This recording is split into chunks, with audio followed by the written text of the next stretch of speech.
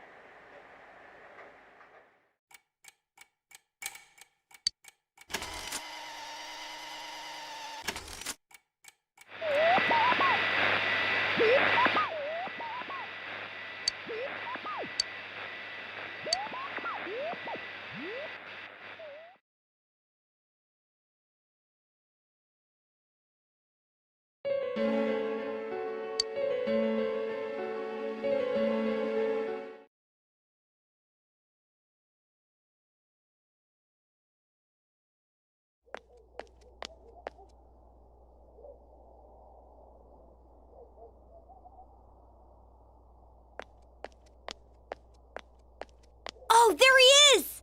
Take a look at this. Namatame's in today's paper.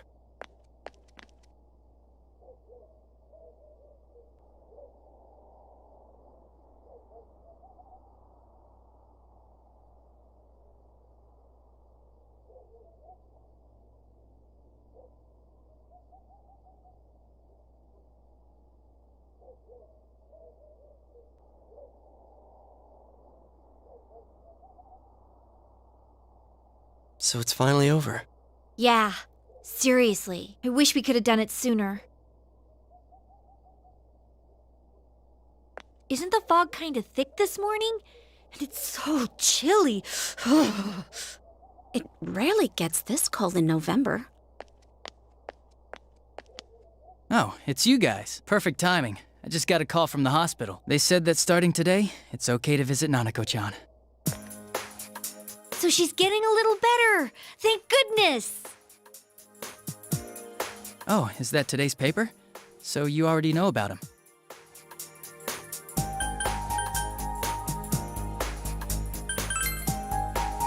Two counts of kidnappings and murder and 5 counts of attempted murder. Those are serious crimes. I think it'll go down in history as one of the worst sprees in Japan. He's still mentally unstable, but we're slowly piecing together a story. This is still a secret, but I guess it's okay to tell you guys. You know that diary we found? There were entries about Miss Yamano and Miss Konishi in it. Looks like Namatame had been making advances on Miss Konishi. That son of a bitch! Yeah, well, I'm gonna head to the hospital now. Dojima-san's recovering too, so I need to go over a few things about this case with him. Yosuke. Sorry, I'm alright. Namatame's been caught. He can't hurt anyone now. But forget him.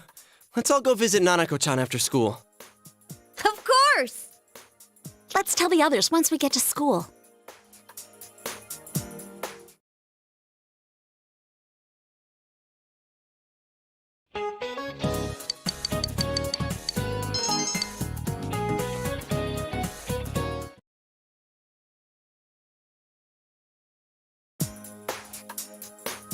Nanako, everyone's here to see you.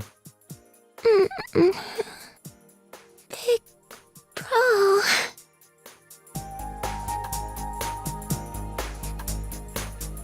Dojima-san! Ugh, how many times does this make it today?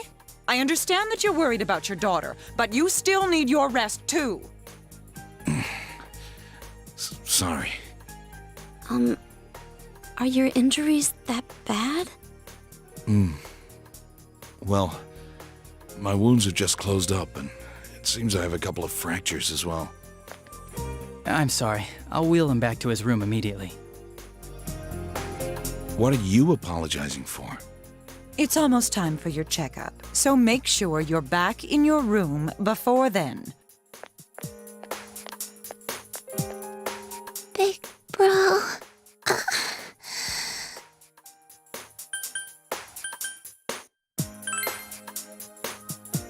Yeah, I'm so glad.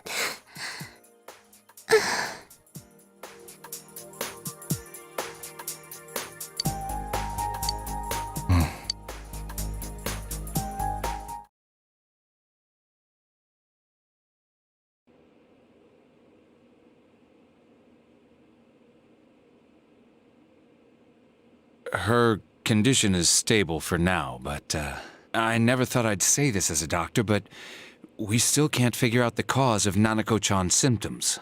That's why we can only administer temporary treatments to alleviate her current pains. But she's not in danger anymore, is she? She's regained consciousness, but we can't let our guard down yet. All we can do for now is to monitor her condition closely. Adachi, how's it going with Namatame? Well, he's awake now, but he's in no condition to tell us anything useful. We only get a little time each day to interrogate him, so we're stuck until his strength recovers. I see. I should get back to work as soon as possible. Hopefully by then, Nanako will be out of the hospital. I think Nanako-chan can get more peace and quiet if she stays here. It's so foggy out. And there's been some weird rumors going around. Seems like no one knows why there's so much fog in town. It's true. The number of patients complaining about fog-related health problems has increased, which is quite unusual.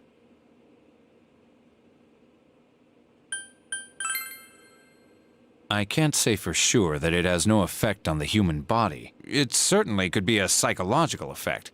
People's anxiety over the fog could cause problems. But as far as the fog's chemical makeup, well, that's not my field, so I can only speculate. What concerns me is that transportation of our medical supplies has been delayed due to the fog. Fog-related health problems. Well, that's just ridiculous. Anyone who says that is just blowing smoke.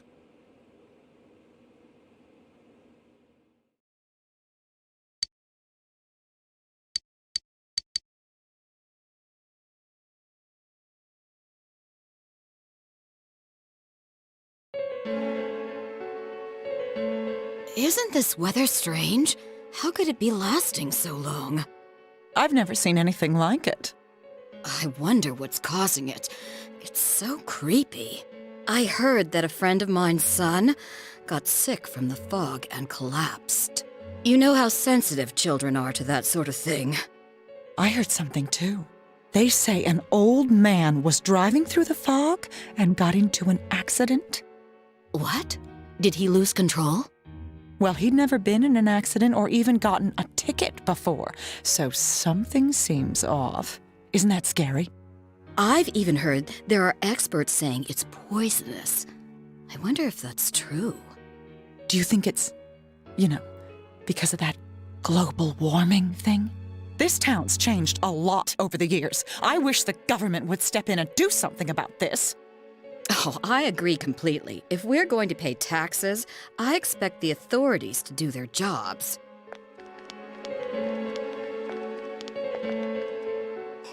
This fog is poison!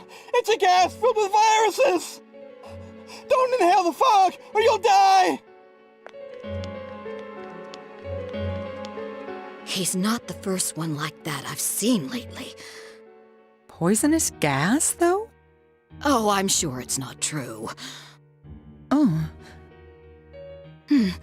Is something wrong? Oh my. I think I'm coming down with something. You can't be serious. Oh, that's right. I needed to do some grocery shopping. Well then.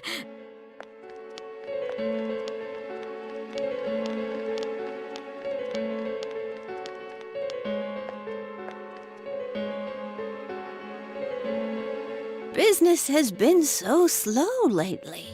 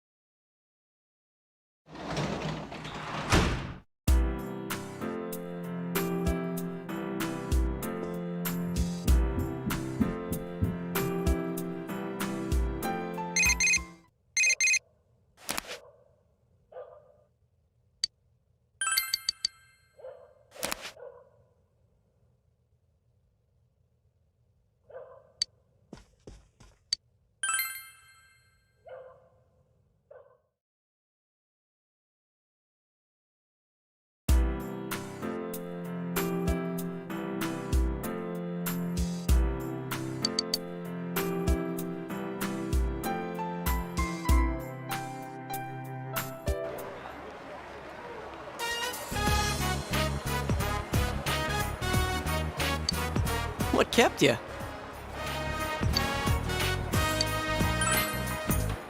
All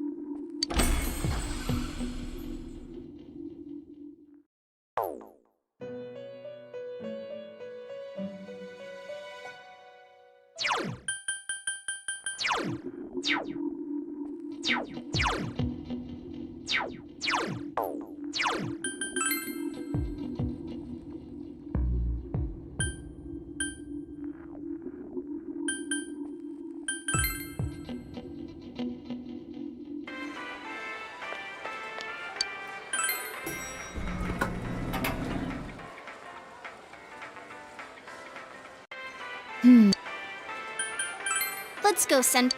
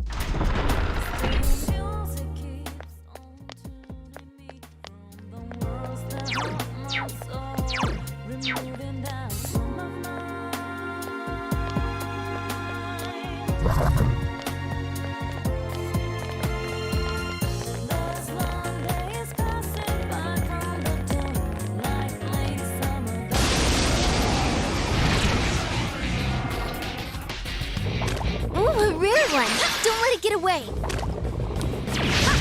Just what I'd expect, Chie-senpai.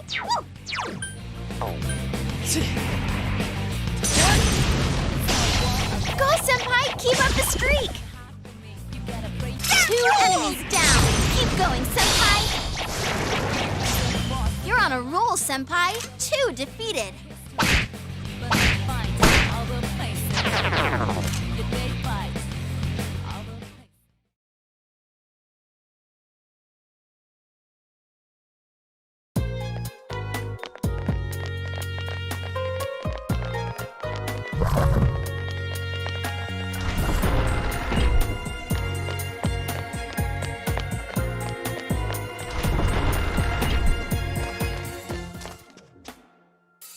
Can't get my mind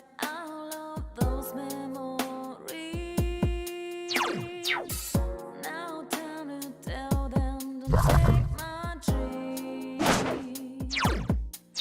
Still music keeps on tuning me from the worlds that haunt my soul, removing doubt from my mind.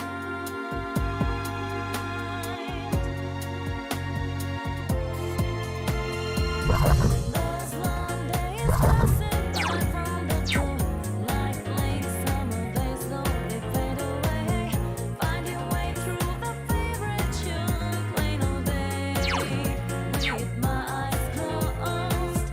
Those long days passing by from the door, like late summer days slowly fade away. Find your way through the favorite tune, filling me with those sounds.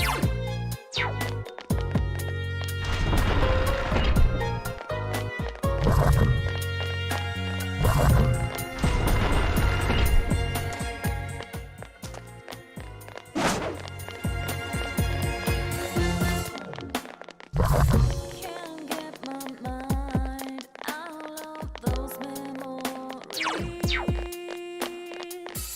Now time to tell them to take my dream. Still music keeps on tuning me from the worlds that haunt my soul, removing doubt from my mind.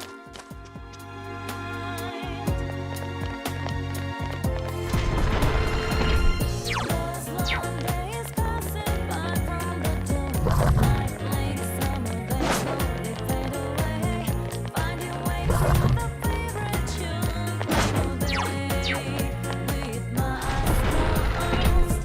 Those long days passing by from the door, like late summer days slowly fade away. Find your way through the favorite tune, filling me with those sounds.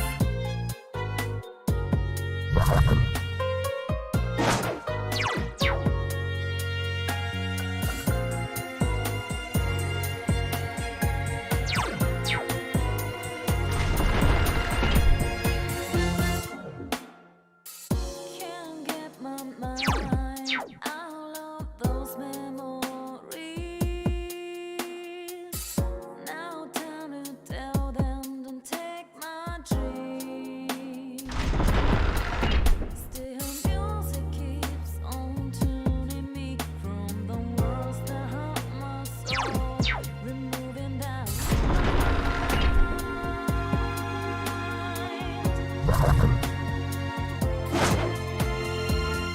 Those long days passing by from the door, like late summer days slowly fade away. Find your way through the favorite tune, plain old day, with my eyes closed. Those long days passing by from the door, like late summer days slowly fade away.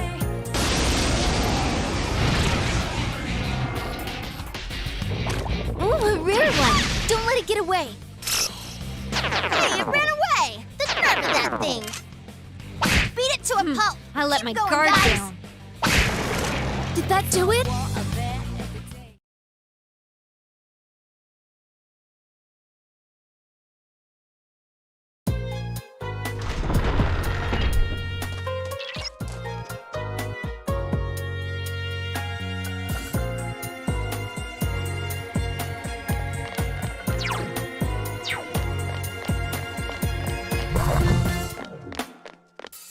Can't get my mind out of those memories. Now time to tell them to take my dream. Still music keeps on tuning me from the worlds that haunt my soul, removing doubt from my mind.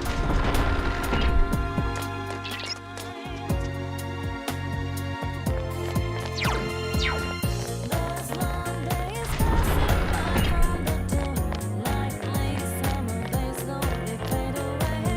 Find your way through the favorite tune, plain old day, with my eyes closed. Those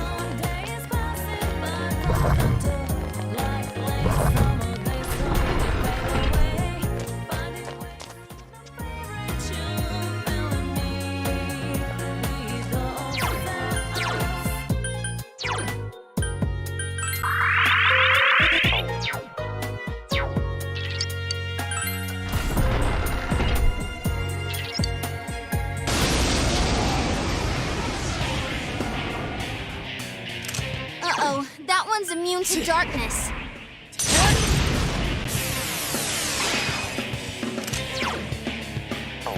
Come on! Persona! Last one. Go for it. Persona! Yeah! I can't defeat it. I see, so it won't work.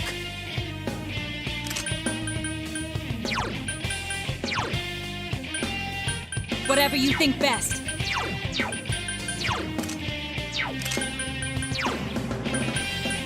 Persona! Come on! Take this! Why didn't that work? Persona! There! So persistent. All yours. I see, so it won't work. Ice won't.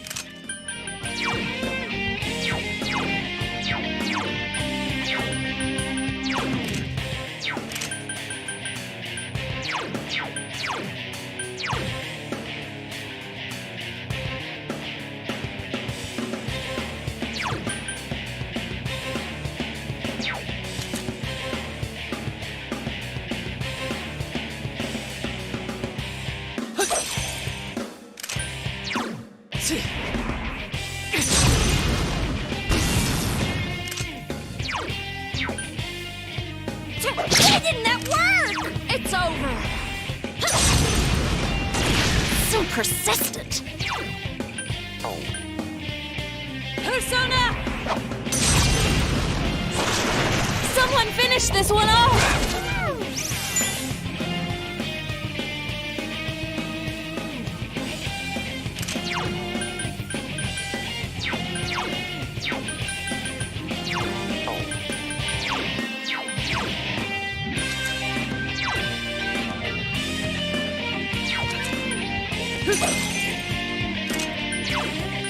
Persona!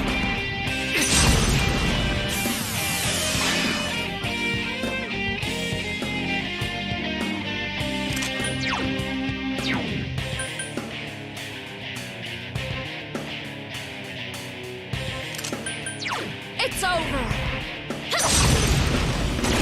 So persistent. Kanzeon!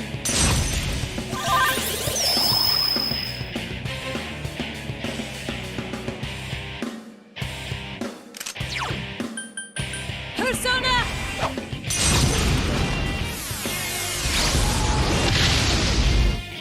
It's quite tenacious.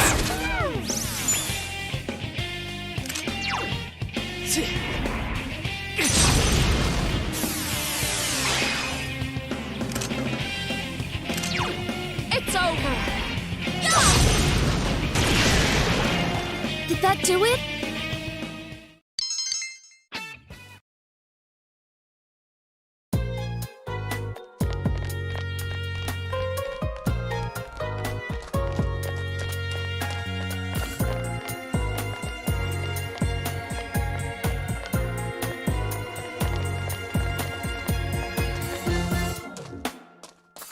Can't get my mind out of those memories.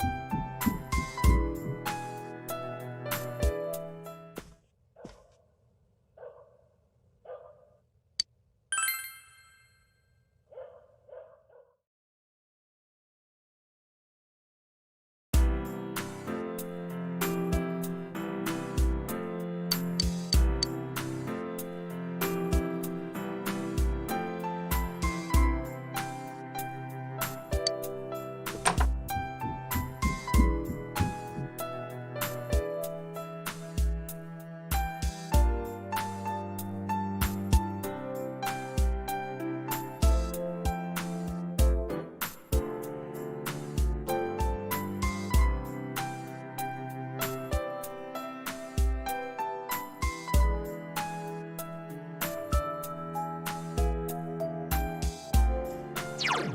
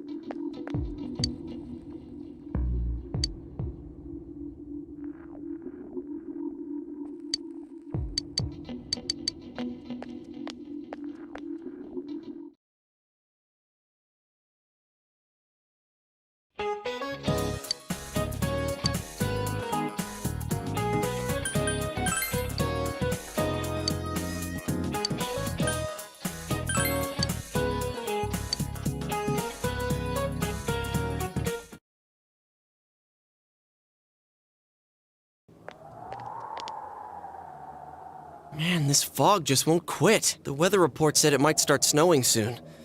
But what's going to happen if it snows with all this fog? Whoa! Where'd you guys come from? Wow, that's quite a crowd you got there. We ran into each other back there, so we came together. The fog's so thick that sometimes you can't see your nose in front of your face, so everyone's forming groups now. It's definitely been weird lately. It's so cold, too. Visibility's so bad it's scary. Can I stick close to you, Senpai? Oh, this girl never changes. It really is hard to see anything in this, though. It's just like on the other side.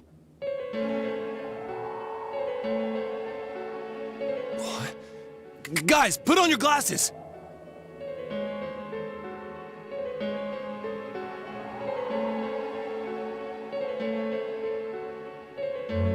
Whoa, it's all clear. What the hell's going on? These glasses are meant to help us see through the fog in the other world. But putting that aside, no glasses would improve one's visibility in a fog under normal circumstances. Then, could the fog from over there be leaking into our world? Huh? Well, you guys think that's it? I was kind of expecting you to ignore it as Chie being random again. It's just a thought.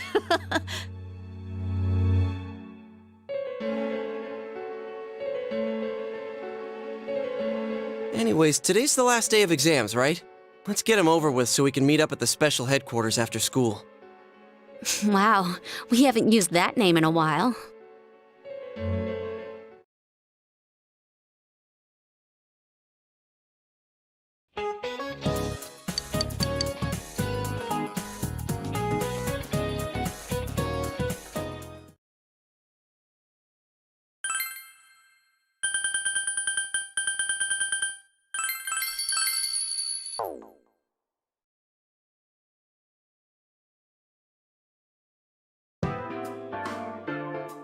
Hey, here's a story about the fog.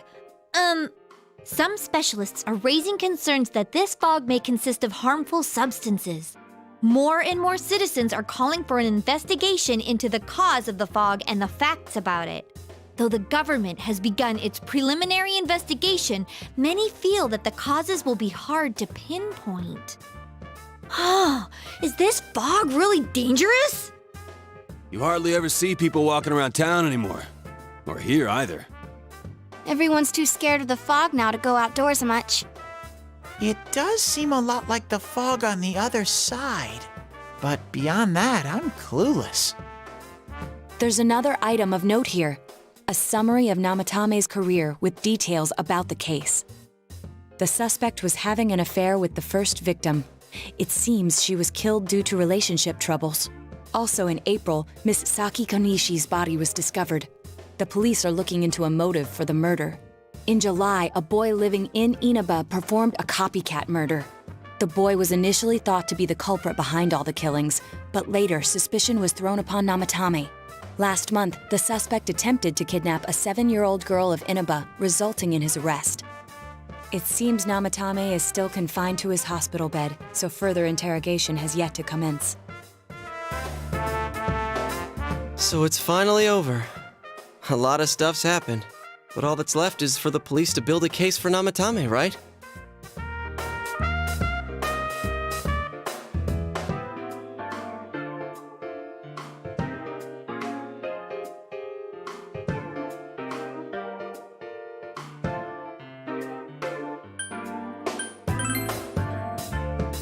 I'm sure your uncle can. But the stuff he was saying was so obviously nuts. If he says anything about the TV world, he might be considered mentally unstable. Also, I heard before that if the police don't have enough hard evidence, it's difficult to build a case. Yes, there are many such cases and culprits. It's the eternal conundrum for crime investigators. So even if they're caught, the law can't do shit? It's a possibility. Hell's up with that!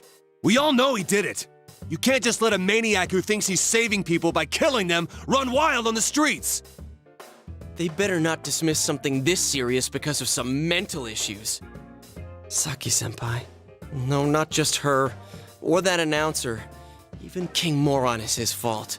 If it weren't for what he did, nobody would have tried a copycat killing. It's his fault Nanako-chan's in the hospital right now, too.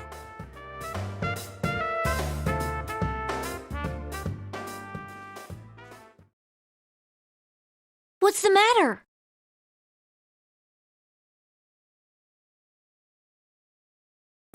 A kotatsu?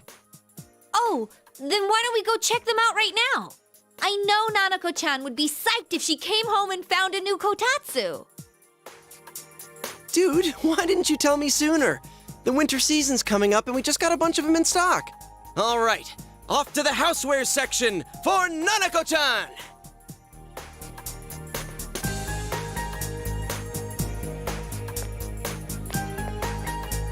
If we're getting a kotatsu, we better get some oranges to complete the set. It's a cliche because it's true, damn it. The best compliment to a kotatsu would be a heated rug. Dude, that much juice would kill the breaker the moment you tried to microwave something. Oh yeah, you've never used a kotatsu before, huh, Ted? It's nice and toasty. Can I still stay here? You kept your promise to me, so I should be going back. But I don't want to go until Nana-chan gets better. Of course you can stay. How many times do we have to say this before it gets through to you? Nanako-chan would be sad if you weren't there when she wakes up. But I couldn't save Nana-chan. Don't be silly. We saved her together. We caught the killer, man. We couldn't have done that without you. Teddy, you shouldn't talk that way when Nanako-chan is still fighting. You guys.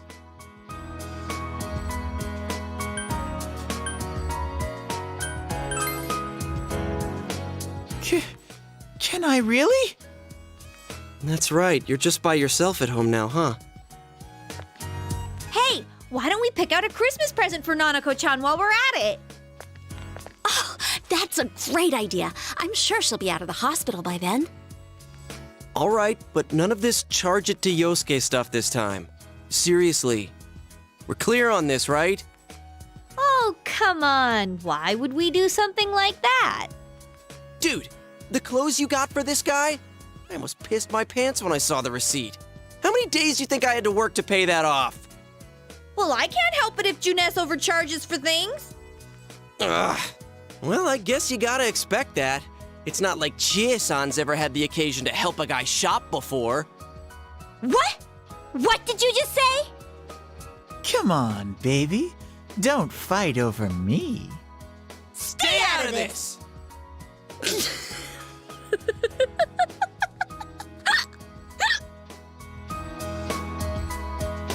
Let's leave them be and think of a present for Nanako-chan on our own. But what would a girl her age want? What do you think Nanako-chan would appreciate most?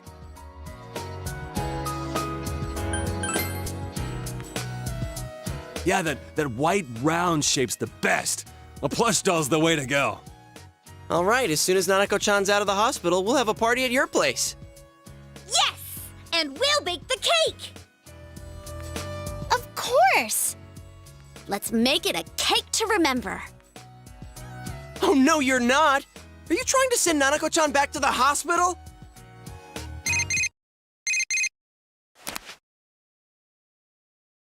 Hello, this is Adachi. I want you to stay calm and listen to me, okay? Nanako-chan's condition suddenly got worse. The doctor wants you to come to the hospital immediately. We'll be waiting. Come on, let's go!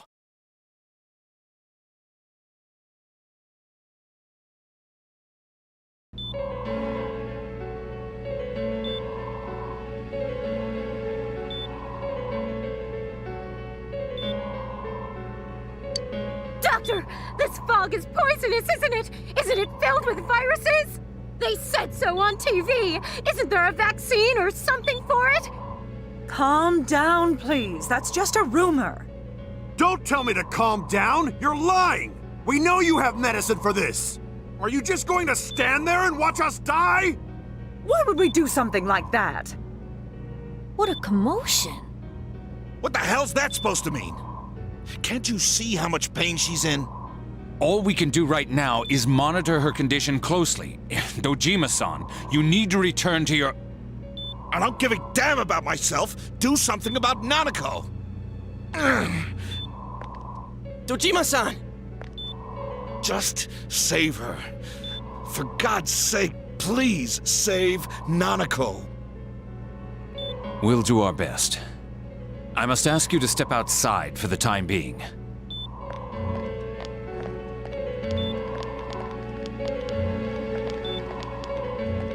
Nanako.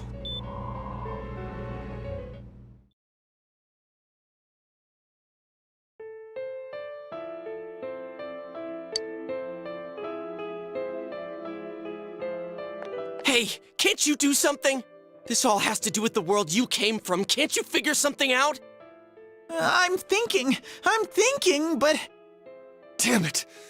Why does this have to happen to a little girl like her?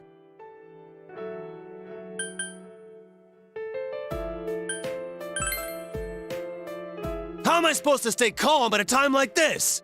Can't believe this is happening. Nanako-chan's gonna be okay, right? You guys still here? How is Dojima-san doing? His wound's opened up again. They're treating it over in his room now. Any luck with your investigation on Namatame? About that. I won't mince words here. We're gonna have a hard time making these charges stick. What's that mean? I talked with the guys at the station, and it'll be next to impossible to find him guilty in court. Especially given the reason why we took him off our list of suspects for the first case. Oh yeah, something about him having an alibi. Yeah, that. And the whole angle about him putting people into TVs, there's no way that'll stand up in court. No one would believe that.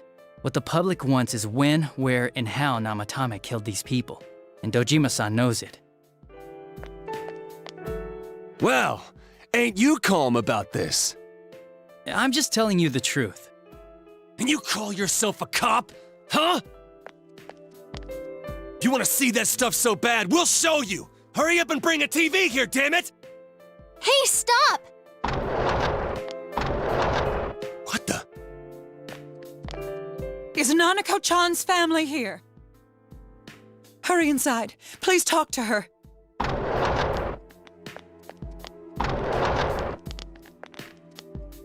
What the hell? What's going on? No. Nanako-chan.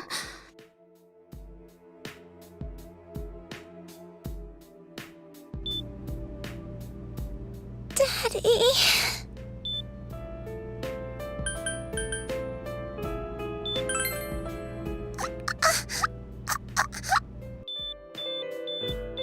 Nanako-chan! Nanako-chan! Can you hear us? Do you understand what we're saying? Your big brother's here with you. Just hang in there.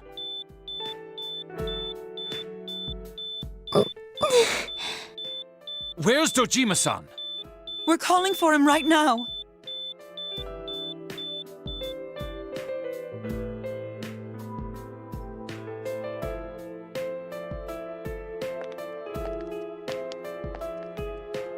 How's Nanako?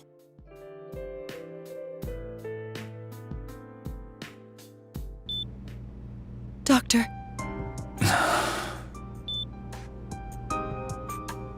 Big bro.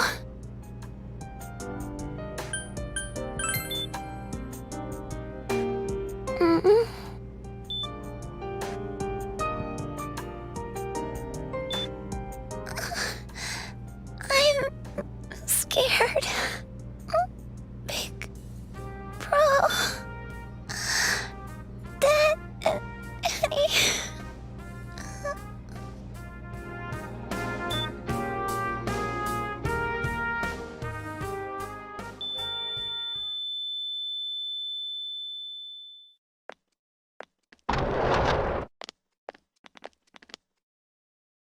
Nanako!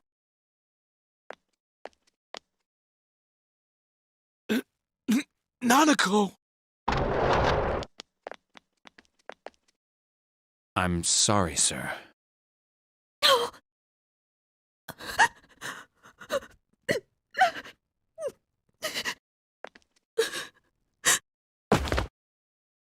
Damn it! Damn it! Nana-chan.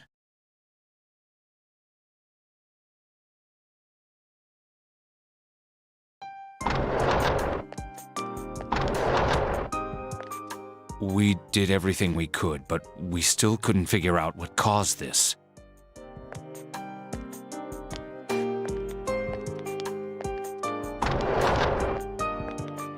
Ah!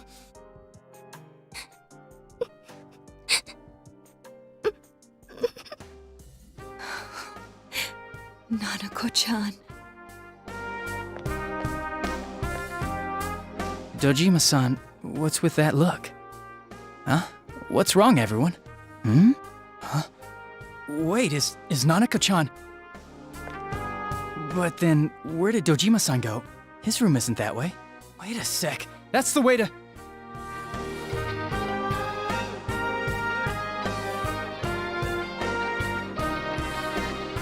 Senpai! Senpai!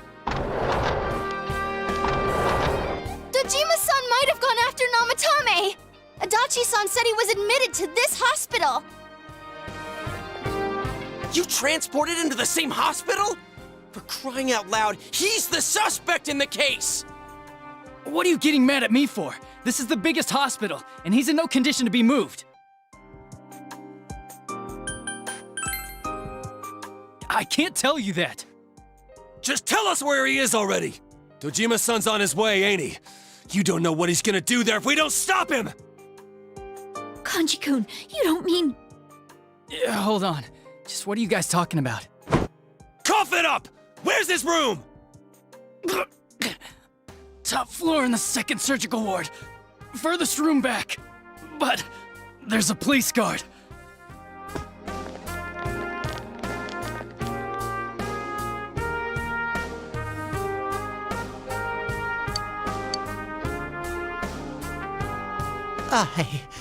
I was always watching over Nana-chan, and I still couldn't save her. It happened in my world. Even though I was the only teddy in that place, I still couldn't do anything.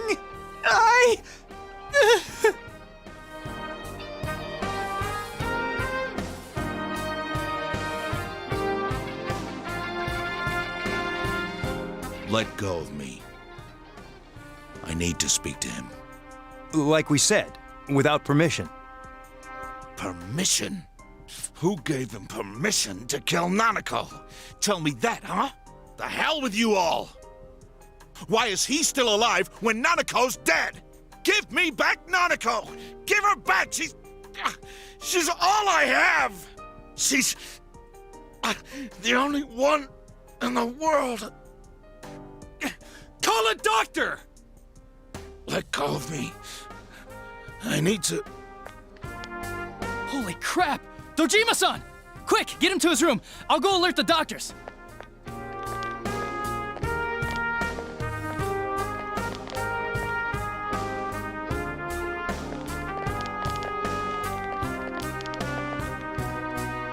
Dojima-san, was he seriously gonna... His only daughter's dead. Nothing would have surprised me. Dojima-san probably knew that there's little to no chance Namatame would be convicted. Damn it. He killed Senpai, and now Nanako-chan. And the bastard's gonna walk away without paying for what he did. That's not right!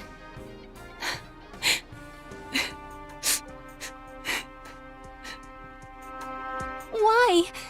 Why is he the one that gets to go on living?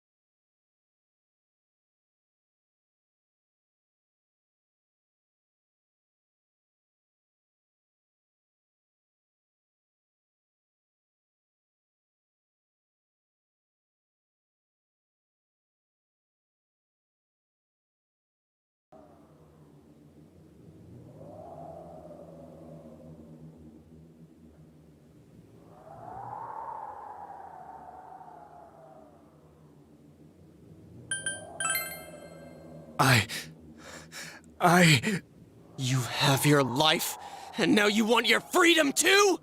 It's your fault that Nanako-chan's... I didn't. 12 o'clock. Is it the Midnight Channel? Hey, isn't this... I failed to save her. It's because you got in my way. Another Namatame? How? The real one's right here and we already beat his shadow! No. Come to think of it, Namatame never faced his other self. And we didn't witness his shadow returning to his body as a persona either. Perhaps that's why we're seeing this now. What the... I failed. But it wasn't my fault. And the law can't touch me anyway. What? Is that what Namatame's really thinking? Then...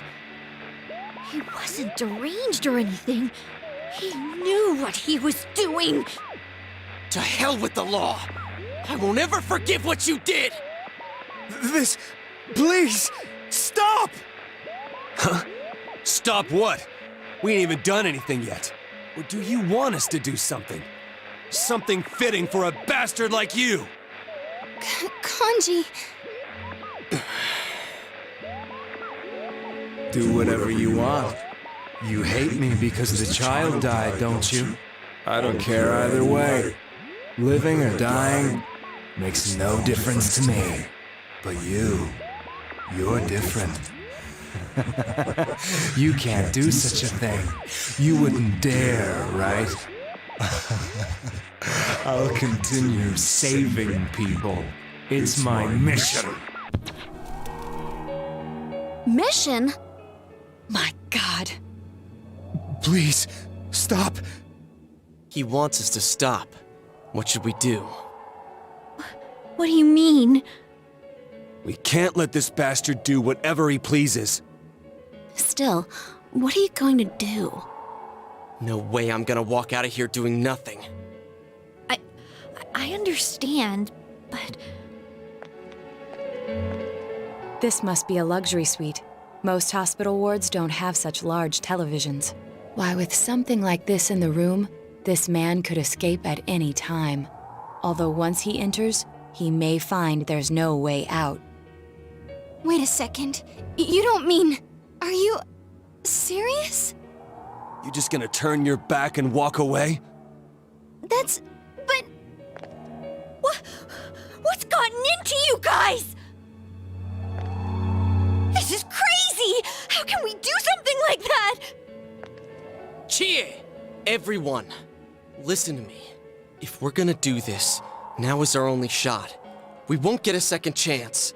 At this rate, the guy's gonna get off the hook, and he'll go around saving people again. You just heard what this bastard's really thinking. If that happens, it'll be just like Nanako-chan and Senpai. Who knows how many innocent people will die this time? I can't let something like that go. Someone close to me died. Her killer can't be convicted. And now I'm gonna let the same thing happen again? There's no way I can do that! It's just wrong, isn't it? But... Yosuke... All we have to do is push him inside the TV. That's it. We do that one thing, and this is all over. Just... push him inside? If any of you want no part in this, just leave the room. I'm not gonna force you to stay. As for me, nothing could make me forgive this bastard. But before we do this, I want to hear what you think. What do you want to do, leader?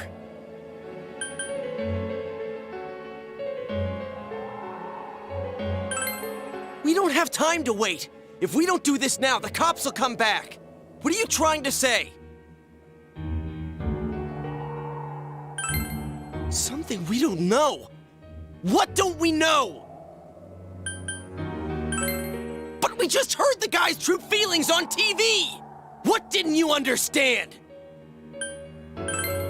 Well, what is it? I already told you there's no time to waste! Are you even getting at something here, or are you just stalling? Missing? Like what exactly? Damn it, I've heard enough of this bullshit! Give me a straight answer! Are we doing this or not? That's all I give a damn about right now!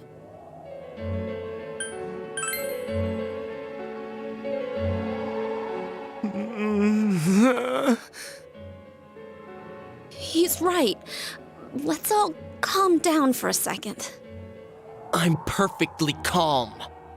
Hey, what did you mean by we're missing something? What's there to miss with a sick bastard like him?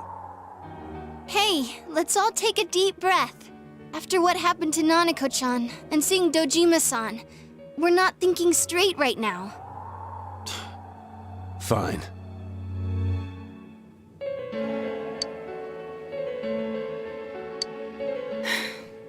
You're right. We should calm down and think rationally about this. I realize now that we've heard almost nothing from Namatame's perspective. There's no denying that this man brought great harm to Nanako-chan. But other than that point, the rest comes from our assumptions based on watching the Midnight Channel a moment ago. I won't deny that we were blinded by the heat of the moment, trying to impute all responsibility to him rashly. But... yeah, the guy's not saying anything. Whatever reason he had, there's no doubt about the fact that he'd been throwing people inside the TV. It was him who put Senpai through that misery. How can we possibly understand someone who says killing people is the same as saving them? Failing to understand and failing to listen are rather different things. Truthfully, not all the hitches that were nagging at me have been answered yet. We'll have to see what he can tell us about them. Though it appears he's in no condition to do so at the moment. True. Dealing with him right now might not solve all the things that are bothering us. Damn it. But you better remember this. I'll do everything I can to stop him from repeating what he's done. Anytime, anywhere, anything.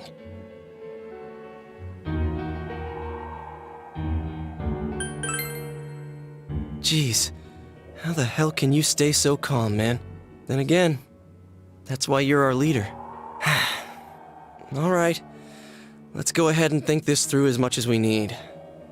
If we leave any unanswered questions behind, we'll just be lying to ourselves. Yeah, that ain't gonna cut it. All right, I'm convinced. Thank you. I'll think as hard as I can and try to help. We all know how you feel, Yosuke. Come on, we've accomplished this much together, haven't we? Right. Together. Yeah, you're right. Sorry. And thanks.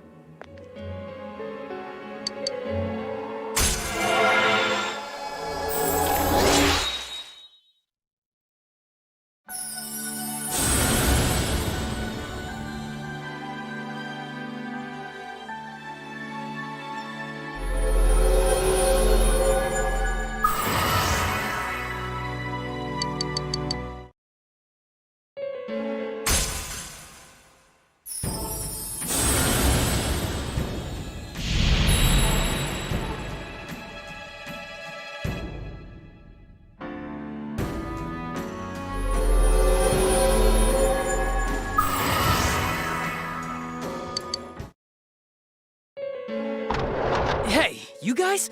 What are you doing? You can't be in here. Oh, crap! We were keeping an eye on the suspect. The police officers outside seem to have their hands full helping Dojima-san. If Namatame were to escape, it would be a disaster for the police's reputation and their trust in you, Adachi-san. Oh, I see. We'll tighten security from now on, and I'll arrange for him to be transported out as soon as possible. So, if you guys can keep quiet about being in here, I'd really appreciate it. How is he, Doctor? He seemed to be extremely agitated a moment ago. He seems fine for now, but he really needs his rest. Outside, everyone. Doctor's orders. Understood. We should go too. Let's get back to Nanako-chan's room.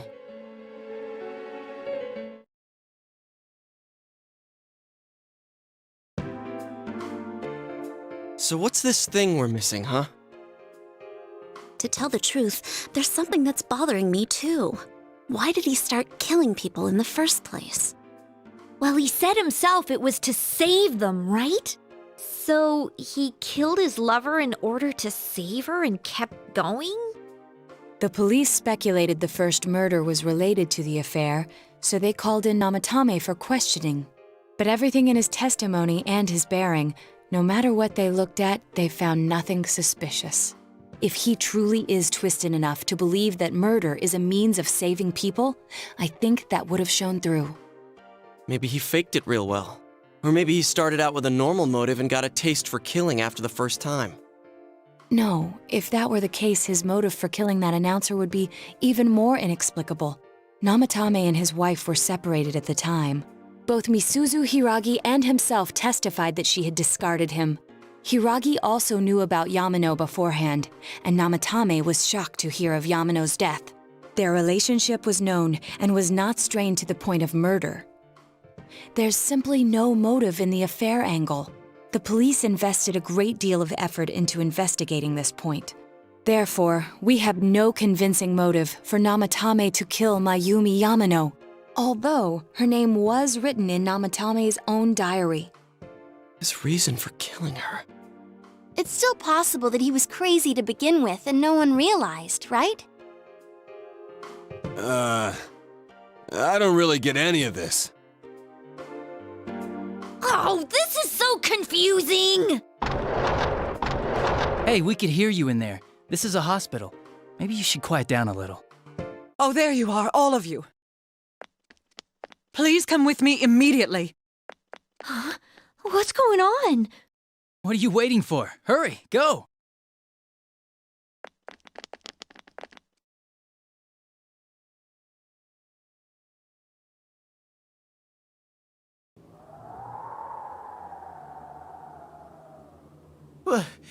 Where am I?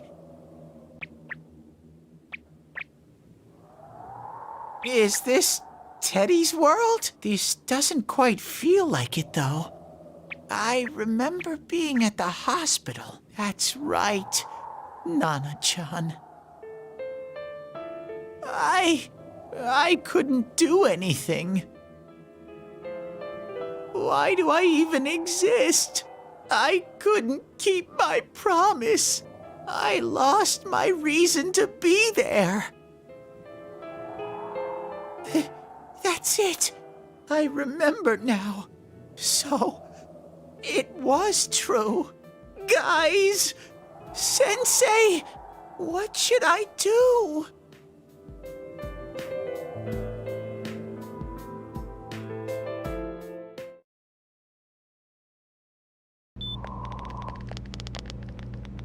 Oh, there they are. Nanako-chan came around. Huh? What did you just say? Nanako-chan's alive? Are you serious? It's very rare to be resuscitated after one's heart and lungs fail, but it does happen. But until I know why she collapsed in the first place, I can't say for sure how well she'll recover from here on. Still, Nanako-chan's a fighter, and she's trying desperately to stay alive. So this isn't a joke? You're actually telling the truth? Nanako-chan. Oh my god.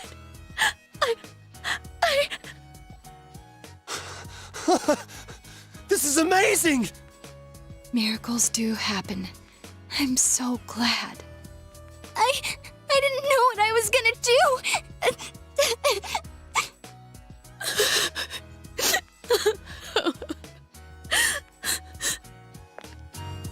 Come on! Stop crying, you two!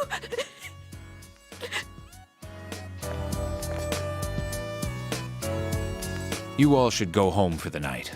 I'll speak with Dojima-san tomorrow about Nanako-chan's treatment. It's rather chilly outside. If it starts snowing, be careful not to catch a cold.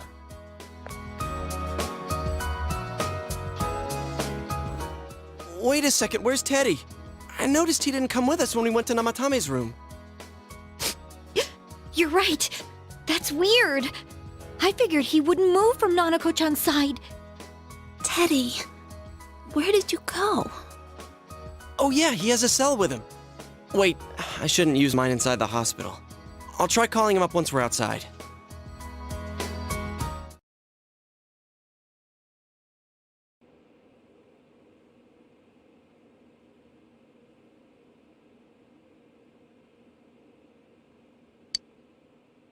Oh, there you are. I forgot to tell you. Don't pull that again, okay? You can't just meet with the suspect like that. Anyway, I came to give you an update on Dojima-san. His wounds opened up a little, but he's treated now and he's fast asleep.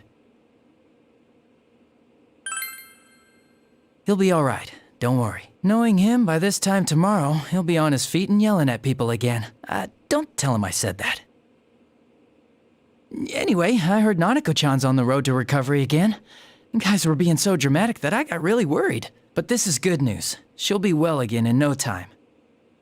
By the way, you're all alone at the house now, right? Well, enjoy your freedom while you can. Dojima-san and Nanako-chan will be back soon after all.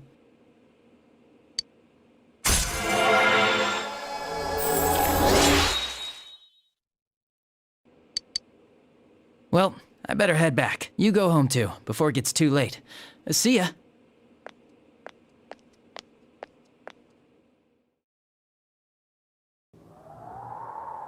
Couldn't save.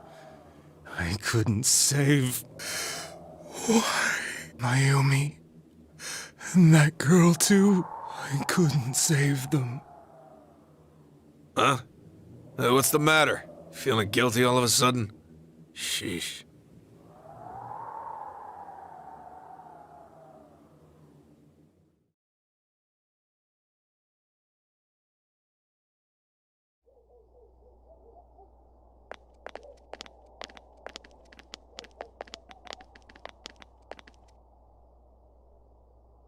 I can't reach him. Did that stupid bear forget to charge the battery? We took a quick look around the hospital, but there's no sign of him. I wonder where he went. Oh, it's snow. Hey, you're right. Wow, it's been a while since I last saw real snow. It doesn't look that pretty, though, because of this fog. I guess this makes it the first snow of the year.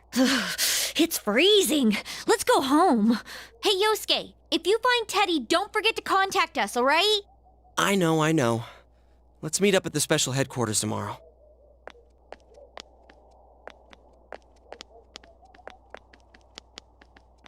Man, that Ted. I hope he just went back home by himself. He's probably fine. But I'll hurry home just in case. Well, see you tomorrow.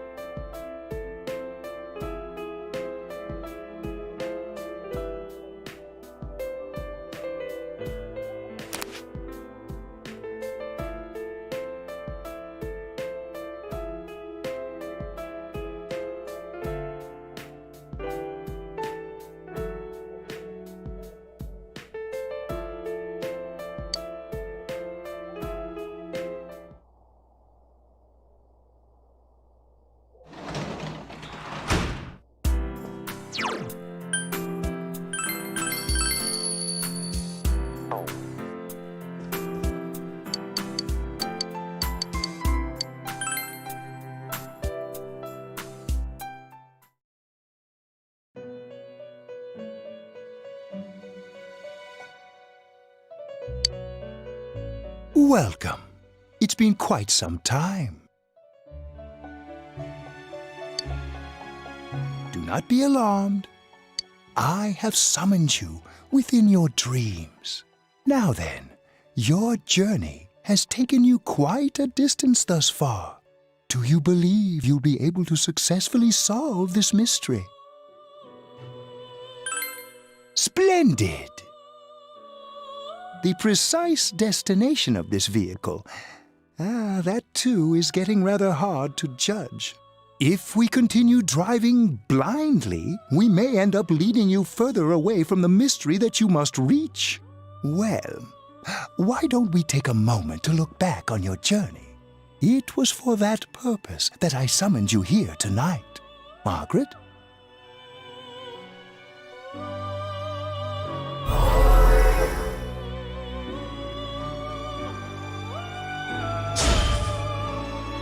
Really getting it is totally different. I mean, really finding yourself. I've been trying not to think about it all this time. But I finally feel like I can face reality. You're the only one who didn't pay attention to the rumors flying around about me. You saw me as I am. I can't ignore that fact any longer. I need to face the truth head on. What's right? What you should choose to do in life? The answers to those things lie within you. I think I need to start being more selfish. I'm going to think about my life and set my own path. I was scared, but I've learned my lesson now. I won't just try and escape into my own personal time. We are experiencing the words engraved into your memory during your journey. Failing to understand and failing to listen are rather different things. All right, let's go ahead and think this through as much as we need. If we leave any unanswered questions behind, we'll just be lying to ourselves. I'll think as hard as I can and try to help. Come on, we've accomplished this much together, haven't we? Right. Together. And it seems you have comrades with you as well. Those heading in the same direction through this dense fog.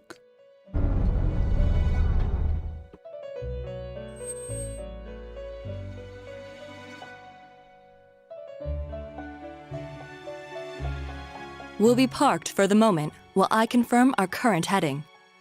As I mentioned previously, this year will signal a great change in your life. Though there isn't much time left, it can be worth your while to take the time to stop and reflect. People are like water flowing in a river. There is only one stream, but all who pass through it are affected differently. Some travel fast. Some change their course, experiencing countless events as they travel down the river of time. Just so. The state of this room reflects the scenery of your heart. Perhaps this may be a time for contemplation rather than action.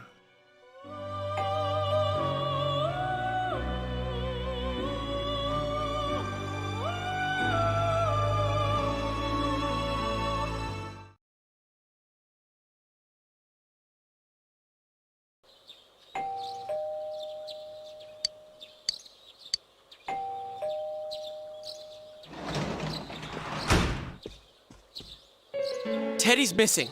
I looked all over the neighborhood, but I couldn't find him anywhere. Yeah, me too.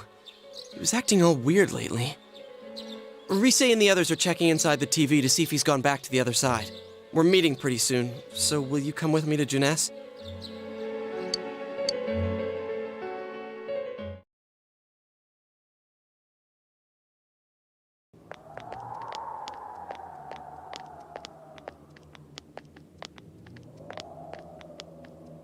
It's no use, man. We can't find him. No luck for me either. I didn't sense anything over there. The fog's so dense it might be affecting my readings. I wish I could do better. I'm sorry. Ted. Don't tell me he really went back to his world this time. We told him over and over that he could stay here.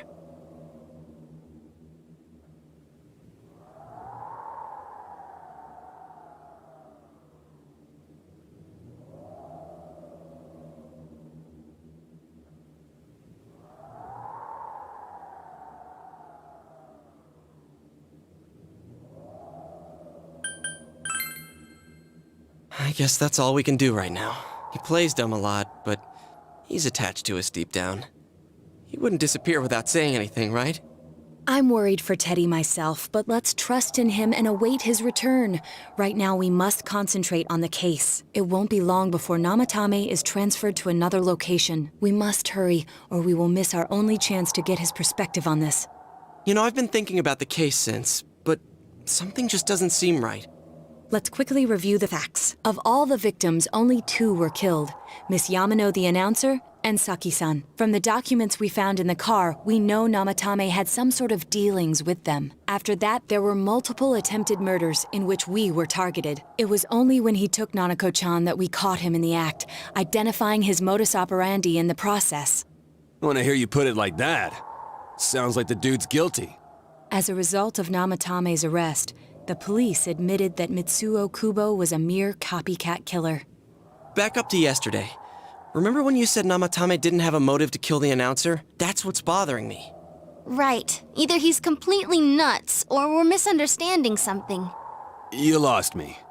She's trying to say that if Namatame is sane, then there may be facts in the case we don't know about yet. Sane or insane? Sounds like a play I saw before. When he talks about saving people, what does that actually mean? I don't think there's any doubt that it includes kidnapping people and throwing them into the TV. Could he mean saving them through death? He did call himself a savior and said that the other side is a wonderful world. So they'll be saved if they die? What a bunch of crap! The bastard should have gone and saved himself. What do you think, Senpai? If you think about it normally, it's gotta be him.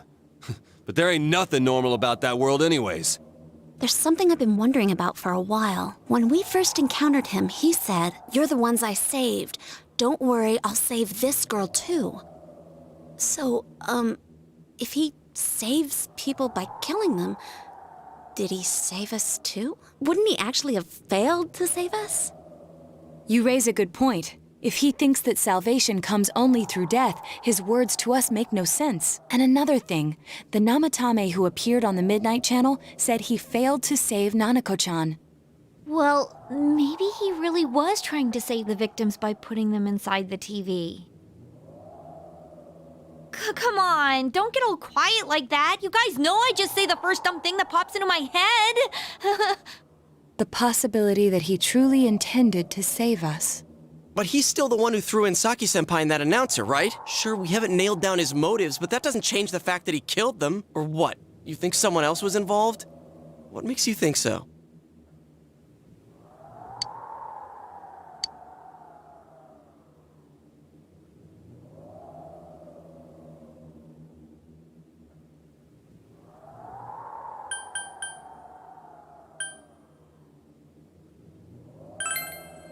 Morning letter?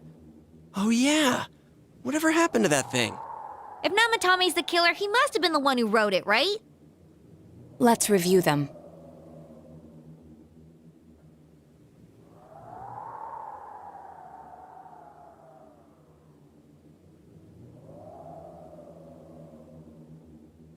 Yes, that's right. Isn't that kinda odd? Would someone who thinks he's saving people by killing them write stuff like, "Don't rescue or kill"? Yeah, and the "will be put in and killed" part doesn't make sense either. If the killer was writing it, wouldn't it be more like "I'll put in and kill"? Hey, could this mean...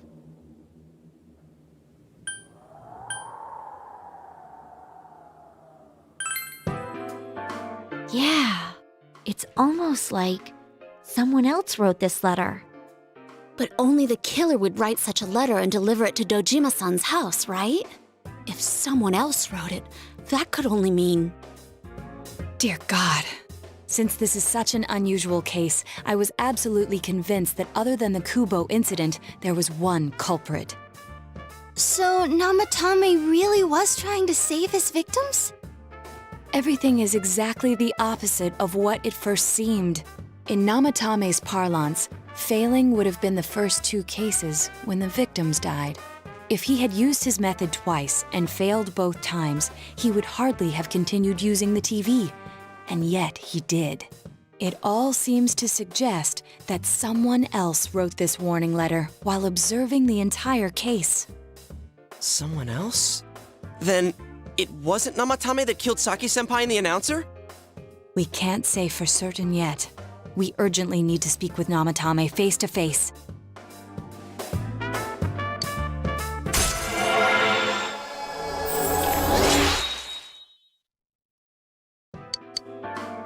How though?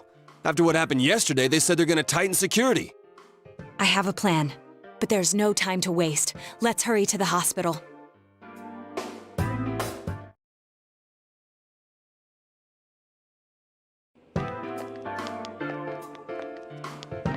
Hey, this place is off limits. I'm a consultant with the police. I'd like a few words with Namatame-san. May I go in? This is Unit 252, requesting confirmation on an ID. Name of Naoto Shirogane. Huh? Ah. Understood. I see. Well, you're on the list. I can give you a few minutes, but I'll have to record your conversation with him for security purposes. Not that I expect you'll get anything coherent out of the guy. He's been spouting nothing but gibberish. I'd like him to accompany me as well. He has no identification, but this is an emergency situation, and he's here in Detective Dojima's stead. Huh? Detective Dojima sent him? I wasn't informed of this. I'll vouch for his identity. Well, I guess it's better than dealing with the man himself. We have our hands full with the transport procedures, so the last thing we need is Detective Dojima running wild. Detective Adachi is busy somewhere too. This is Unit 252. Huh? I see. Has something happened? There's something about a suspicious object out in the lobby. Ah, well then, this works out nicely. You should back up your colleagues downstairs. We'll keep watch over Namatame-san. A disturbance in a hospital lobby, after all. It sounds serious. If anything happens, hit the nurse call button. I'll leave the rest to you. Understood. Please be careful. I knew they were undermanned, but I didn't expect it to go this smoothly. Wow! There's nothing much inside that suspicious object, so he won't be gone long. All right, then now's our chance to talk to Namatame.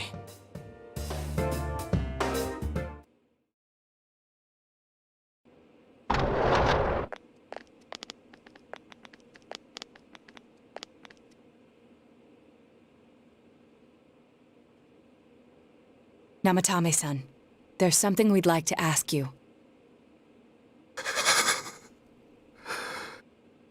It's tempting to think that you were the culprit behind this entire case, and to be honest, there are many in this town who hope you are, but we are here to learn the truth. So please, answer our questions. Huh?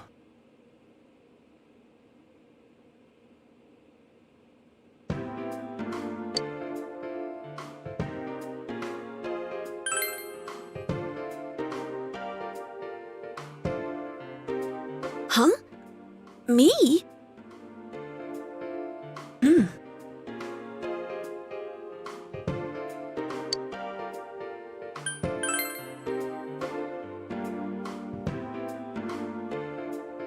No. If nobody saves them, they'll be killed. That's why I put them in there.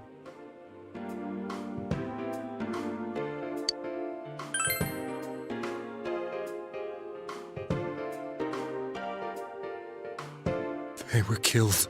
I couldn't save them. Then tell me if my estimation is correct so far. After discovering the Yamano and Konishi incidents, you realized an appearance on the Midnight Channel meant certain death. Thus, to save her from that fate, you kidnapped Yukiko Amagi. You couldn't let her be killed, so you threw her into the TV, preventing the killer in this world from reaching her. And you repeated the process as more individuals appeared on the Midnight Channel.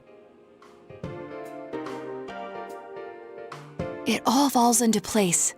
His body is weak, but his mind is sound. He's trying to tell us the truth.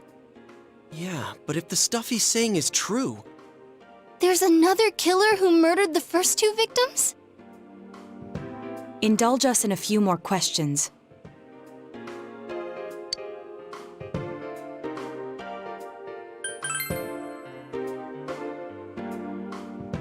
What are you talking about?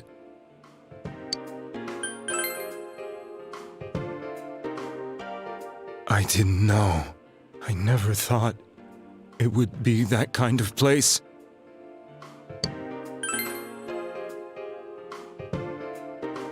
I have no idea. I want to know that too. As I thought. You believe me? Did they find him? Did they find the one who did such cruel things? Mayumi. Please calm down. Our ability to find the culprit rests on you. We know about the other world. In fact, we're the only ones who can fully understand what you have to say. Only you? We did blame you for everything at first, but now I think we can accept whatever you got to tell us as truth. Please, tell us everything you can, calmly and slowly. You're willing to listen? Do my story?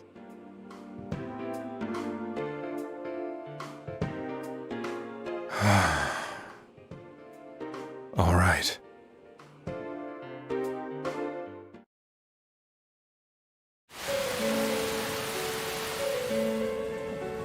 Soon after my affair with Mayumi became common knowledge, I returned to my parents' home, as if to run away from the scandal. And I started drinking heavily to drown my anxieties. I hadn't been able to reach Mayumi at all, and that didn't help either. Mayumi, where are you? She'd been disgraced on all the afternoon shows, and forced to resign from the program she was on. I caused her so much trouble. I wanted to at least apologize to her, but I couldn't even do that. I lost the will and energy to do anything. Then, one day, the rumor I heard some time ago came back to me. Since I had nothing better to do, I sat down blankly in front of the TV and watched my own reflection. And all of a sudden, there was Mayumi. Mayumi? Is that you? The Mayumi inside the TV looked as if she was calling to me for help. Mayumi? Mayumi! When I reached out unthinkingly to touch her, my arm disappeared into the TV, as if I had dipped it into a pool of water. I was so shocked that I lost my balance and nearly fell face first into the TV.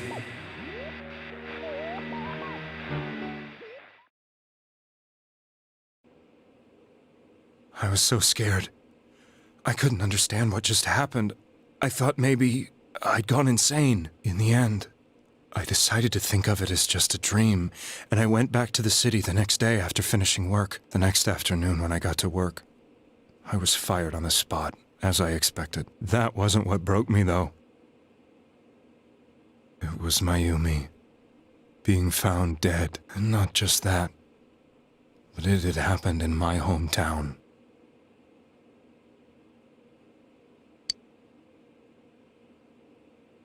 I was dumbstruck.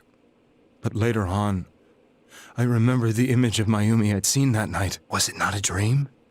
Could it really have been an SOS from Mayumi? I hadn't touched another TV because the first time was so terrifying, but I decided to try it again, and I confirmed that none of it was a dream. So that image, was it something Mayumi showed me, calling for help? That's how I felt. And eventually, you learned of the Midnight Channel. I remembered that when Mayumi was alive, she was chasing a rumor about some bizarre TV program. I'd heard about it before, but I thought it was just an urban legend. But then Mayumi appeared on it. and later turned up dead. The more I thought about it, the harder it became to believe that the two events were unrelated.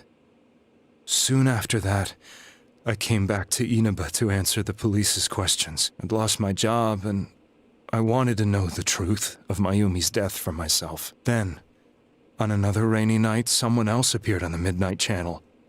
It was a girl. She looked like she was calling for help, just like Mayumi. The first thing that came into my mind was, maybe this girl will be the next to die. And that was Saki-senpai.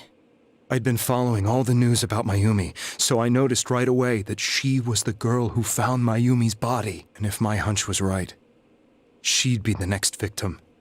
I didn't want her to die the way Mayumi did, so I desperately kept watching. I was consumed with the idea of rescuing her. Then, little by little, her image on the screen came into sharper focus. It became sharper? How did you find out it was her?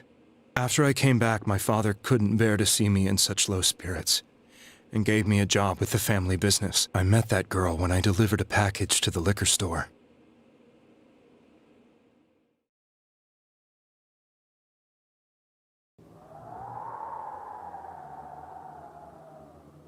After agonizing over it, I decided to meet her, and told her to be careful.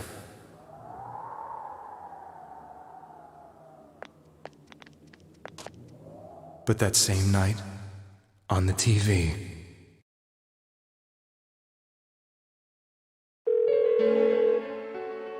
she looked as if she was being engulfed by some black shape.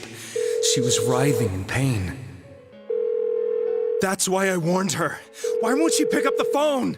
Come on, please!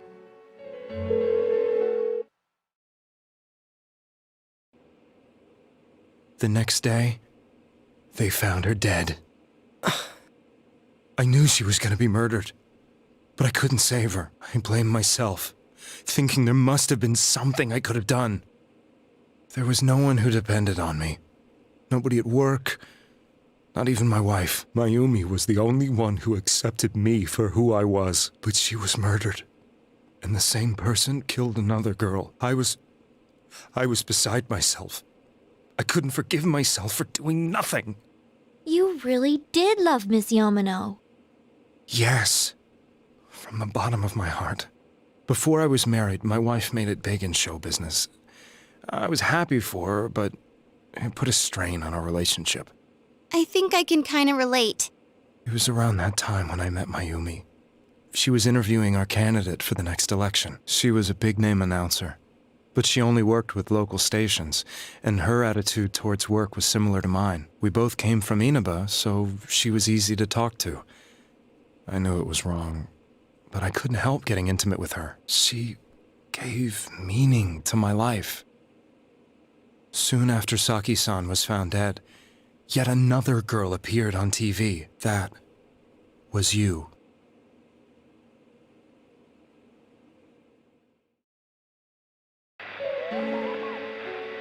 She'll be kidnapped next. And murdered. I can't let her end up like Mayumi and that other girl. This time, I'm gonna do something. My opponent was a murderer who left no clues to his identity. I thought hard about what I could do to protect her from someone like that. I'll never convince her. If she gets suspicious and they arrest me, who'll save her then?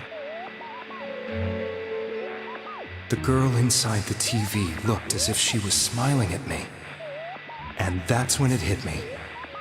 I apparently had the power to go through the TV screen to the other side. Then, what if I put her into the TV and give her shelter there before the killer gets her? What are you trying to tell me? That it's safe over there? Is that it?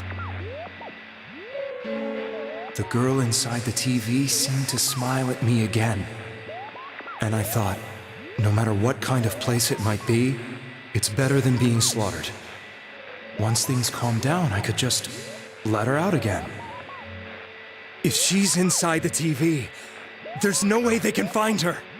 It felt as if everything was starting to come together in my mind. Could it be that Mayumi gave me that power to prevent any more victims from meeting her fate? Was it my mission to save people? But there was a big problem. If I explained the situation to the victim, they wouldn't understand. I had already tried that and failed miserably. It seemed the only thing I could do was to take them away. If that was my mission, I'd just have to do it. Or so I thought. Mayumi, please lend me your strength.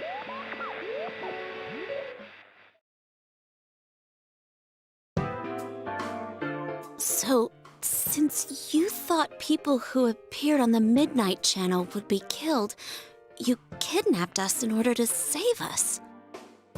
Mission? Give me a break! You never stopped and wondered about any of this? I thought I was the only one who could help them. I did call the police, but they didn't believe me. I knew the area well, thanks to my job. I had a large truck, and I could move around without suspicion. I thought my job as a delivery man would be the perfect cover for my mission. I thought no one else could do it. But are you telling me that I wasn't saving them? If a person is still within the TV world when the fog appears here, they will die. Beginning with Yukiko-san, the people you thought you had been saving were, in fact, in mortal peril. It was my friends here who really saved us all. I had a feeling that was it. When I went after that little girl and entered the TV myself, for the first time, I had some doubts about myself. You refer to Nanako-chan, correct? The police were after me, so I had to get away. But I still felt I needed to do everything I could to save that poor little girl. That's why I went in after her. But the TV world was completely different than I imagined. Such an abominable, grotesque place. I knew that the three of you who I saved went back to your normal lives, so I didn't realize how terrible that world was. I never knew you couldn't even get out of that place on your own. No. That's a cowardly way to put it. I'd probably already begun to realize that it was a dangerous place. If I hadn't, I wouldn't have gone to see you all. See us? Wait, are you talking about the concert we did at Juness? Yes. I wanted to know why the ones I saved were all hanging out with each other, and how much you remembered. But in the end, I couldn't bring myself to say anything and ran home. I must have felt too guilty. But all the doubts and anxieties I'd been unconsciously suppressing exploded out when I entered the television myself. I thought I was going insane. I probably did. And you know the rest. When I came to, I was lying in a hospital bed. You really were trying to save people.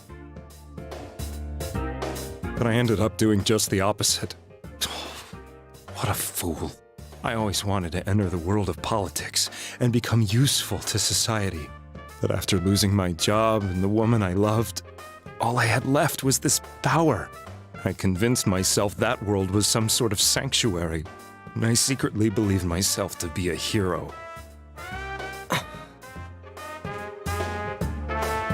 never doubted what I saw on TV, and believed everything was as I wanted it to be. I didn't think for myself at all. That's why I couldn't protect them. I'm to blame for all of this.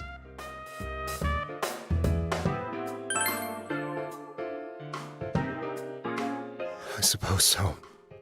But the things I've done are too serious to be brushed aside like that.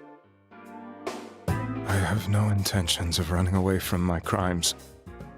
I'm prepared to face the consequences. Kidnapping is already a serious crime. And on top of that, I put all those lives in danger. I'm sorry. The Midnight Channel and the other world? You can hardly be blamed for failing to understand them properly. We must apologize to you as well. Had we let our emotions blind us to the truth, we would have piled all the responsibility on you. I guess from your point of view, people did stop dying once you started saving people. The more you did it, the more you really believed you were preventing their deaths. I'm such a joke. I'm sorry. I'm getting a little tired. What are you all crammed in here for? My apologies. We'll be leaving now. Wait. I beg you, please, find whoever's behind this. You children are the only ones who know about that world.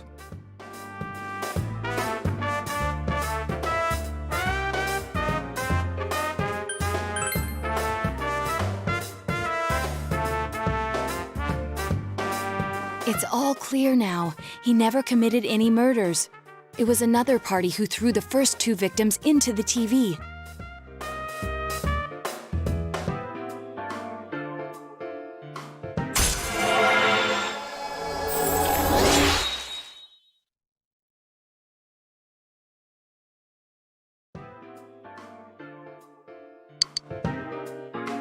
Now get out of here! I told you, he's almost ready to be transported. We can't have anything else happen. Sheesh. I better not see you rascals here again.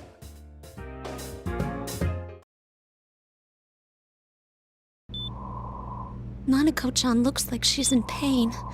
She's fighting for dear life. This was the last place we saw Teddy, right? He was so worried about her. How can he flake out like this when we have to find the real killer? The police consider the matter closed. We'll have to do all the investigation from here on out. Let's revisit Saki-san and Miss Yamano's incidents and see if we can turn up fresh details. But it's been over 6 months. Wouldn't the trail be cold by now? I know, but we can't give up. We're the only ones who understand what's really going on, and you never know. People might remember some things now because they've had so much time to think about it. Let's split up and talk to people all over town tomorrow. We'll meet up in the evening to discuss our findings. I hope we can find out something about Teddy, too.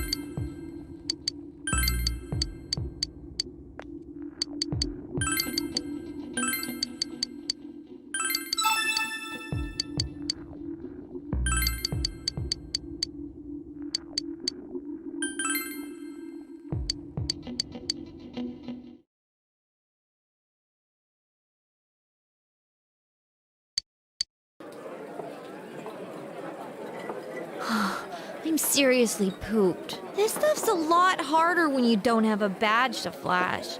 I walked around all day and didn't hear anything good. It was the same for me. There was absolutely no talk about the case whatsoever, let alone the true culprit. Ditto for me. Actually, in my case, I kept getting bombarded with questions and couldn't get them onto the main subject at all. The killer must be pretty good to have pulled this off without being seen by anyone in this small town. What should we do? Well, one steak bowl, please. That's not what I meant. But then again, I guess we might as well take a break. I'll have a crab and egg fried rice. I'll have roast pork ramen with extra noodles.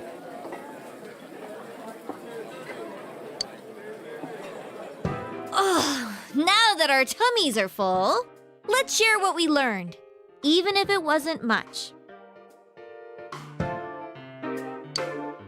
So, to sum up, there really was no new information. The end? The police had an unusually large number of officers in their initial investigation of the first two incidents. To find facts that even they overlooked would be difficult indeed, now that over half a year has passed. There wasn't a single report of suspicious persons being witnessed to begin with. Miss Yamano had ardent fans, whereas Saki-san didn't. But otherwise, the conditions are the same. You know, every time I tried to ask about the case, everyone ignored me and kept ranting about the damn fog. Yeah, that or the Midnight Channel. I asked around about Teddy too, but no one's seen him. Gee, I wonder where he could have gone. Do you have anything, Naoto? Any new, deductions? Without any new data to work with, there isn't much I can do. But there must be someone in town who meets all the criteria for this case. The killer must have a connection to both Saki-san and Miss Yamano, as well as be in a position to observe our actions periodically to some extent. Finally, it must be someone who could approach Senpai's house without arousing suspicion. I need some fresh air before I give it more thought. I'll be outside.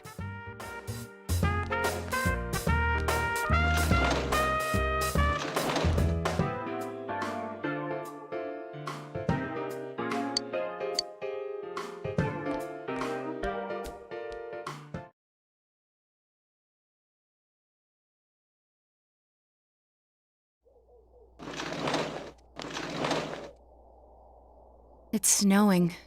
No wonder it's chilly. Ugh, it's freezing out here. Maybe this'll help clear my head and get my deductive muscles flexing. Hey, is it snowing? Too bad the fog's so thick. The snow just gets lost in it.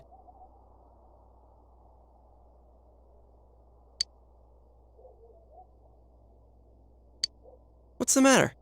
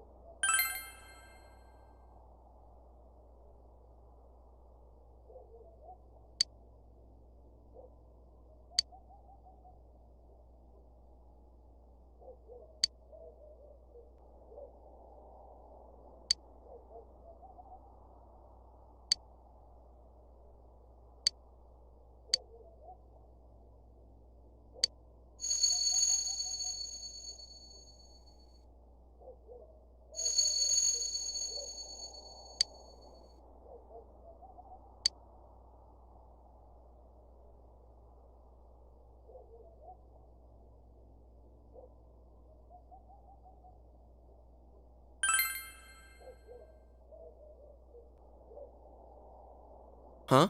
What about him? Detective Adachi. A member of the police force. That is an interesting approach. It would certainly explain the lack of witness reports. It's the same reason no one ever reported seeing Namatame's truck. This is a small town, so everyone must have known who he is. And since he's a detective, people definitely wouldn't have thought of him as being suspicious.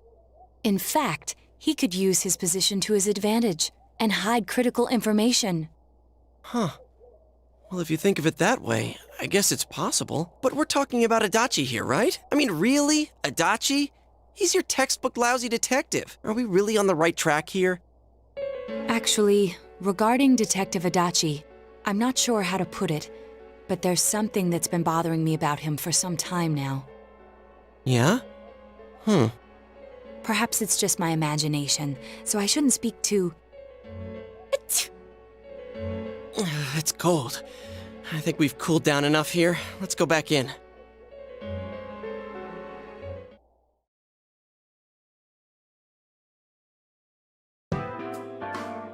Adachi-san? That can't be. I mean, he said he came to escort Miss Yamano and... What? Was he at your inn when the announcer was staying there? When Miss Yamano was staying at our inn, the media were swarming all over it. That's when Adachi-san arrived, saying he'd been assigned to guard her. He told our waitress that fame could be rough. Guard her? He didn't spend the night there? Huh. I wonder if he knew Ms. Yamano. I don't know about that, but I heard he did call out to a girl in my class. I found out this afternoon, but I thought, that's just how cops are. So I didn't think it had anything to do with the case. Detective Adachi also questioned Saki-san, the one who found the announcer's body, on numerous occasions. I heard it was because there was so little information about the case at the time, but it's certainly unusual to question someone with as strong an alibi as hers multiple times. Then you think he had something else on his mind? And that something is what connects those two victims to Adachi-san? Come to think of it, we've been running into that guy a lot, in all sorts of places. And every time he'd tell us what the police were doing before saying, "Oops, I said too much," and clamming up. Was that all to throw us off the trail? It would be no problem for him to drop that warning letter into your mailbox either. Not to mention the fact that he can destroy any evidence that might point to him.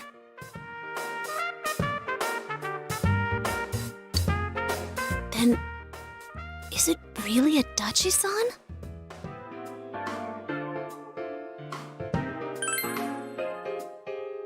This is still only a tentative theory. We should work to confirm it as soon as possible. This is Naoto Shirogane. Something has occurred to me about the case, and I'd like to get Detective Adachi's input on it. Huh? The transport? It's right now? Right, I see. Thank you. What was that about a transport? Detective Adachi is headed to the hospital to prepare for Namatame's relocation. We must head there at once.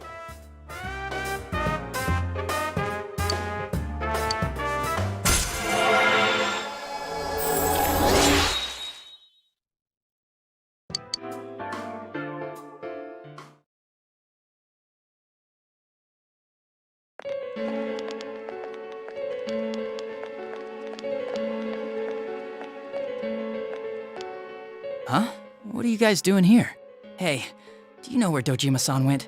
They told me he snuck out of his room again. I assure you, we've made it clear to him several times that he needs to stay put, but he keeps going off on his own. Jeez, with Namatame finally relocated, I was looking forward to going home. So, he's been relocated. I've been wondering. You seem to be in a terrible hurry to get him out of this hospital. Huh? Oh, well, yeah. I mean, we can't leave him here with Dojima-san and Nanako-chan around. Didn't you guys think so too?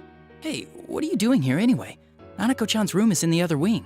Don't you think you should leave before Dojima-san finds you? If he catches you, he'll start pestering you again.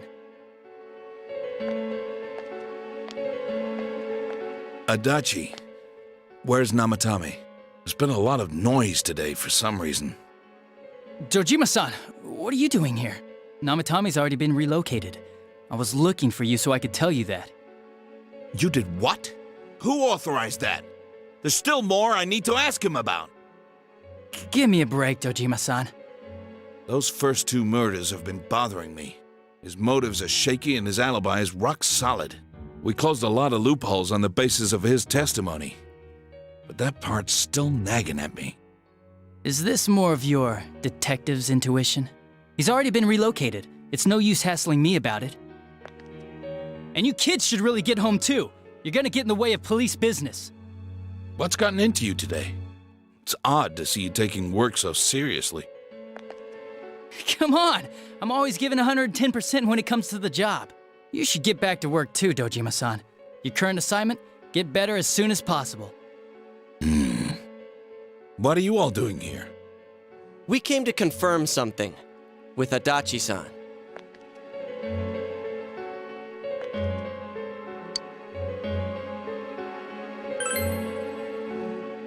The time the announcer went missing? I can't say for sure offhand. It's not like I saw her or anything. That was months and months ago too. My memory's kinda hazy that far back.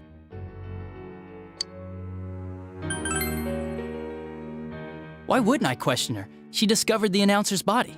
But she didn't know much about it, so I only talked with her once or twice. Was that all you wanted to ask? Well, I hope it helped. Warning letter? The one that was delivered to his house. It's in police custody now, correct? I don't really remember. Hey, what do you mean you don't remember? I gave it to you to take down to the crime lab for processing. You're telling me you forgot? I'm sorry. Your accident was right after that, and what with one thing and another, it sort of slipped my mind. Besides, that thing was just a prank, wasn't it? Jeez, what are you asking me all this for? For crying out loud, what's this all supposed to be about? Dojima-san, you really need to get back to your bed. That's why your wounds aren't healing. And you all need to go home right now. Do you have any idea what time it is? I'm going back. I need to get to the station and report in. Just one more thing, please. We know for certain now that the first 2 murders weren't Namatame's doing.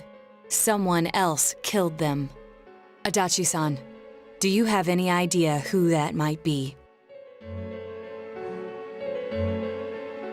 I have no idea what you're talking about.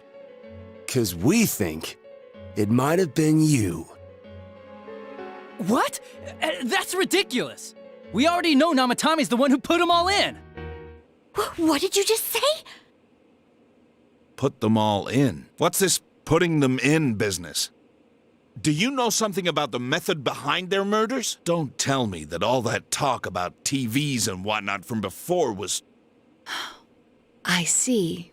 Now I finally understand. To tell the truth, Adachi-san, I've been fixated on something you once said. Before I didn't know why, only that it sounded a wrong note to me. Do you recall when I read Namatame's diary? At the scene of Dojima-san's accident. At the time, I said, even the victims who survived and were never released to the public are written here. And in response, your words were, wow. Then that settles it. How, I wonder? Would that settle anything? At the time, the police had no idea that there had been other attempted murders related to the case. You had no reason to say such a thing. After all, there are countless examples of people disappearing for a few days. Yet when I read the list of names, you raised no objection. Odd that. What do you say to that, Detective Adachi? I don't know. I said I'm busy! Wait, you son of a bitch! Adachi! Ah, damn it! Adachi!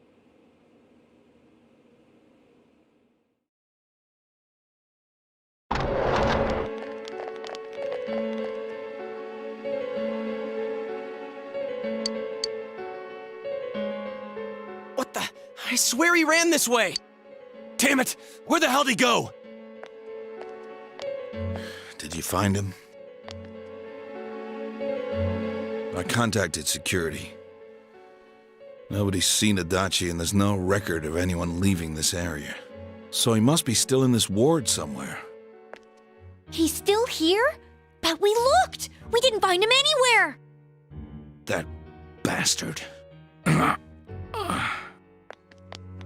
Dojima-san, for heaven's sake, what are we going to do with you? Sorry. I got carried away. Do you even want to get better? If you keep this up, there could be lasting damages. Have you forgotten how much trouble it caused you last time? You're right. Sorry.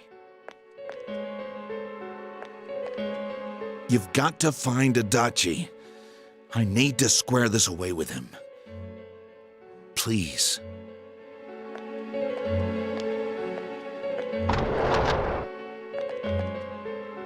He hasn't left this ward yet? I don't think he would, but could he have...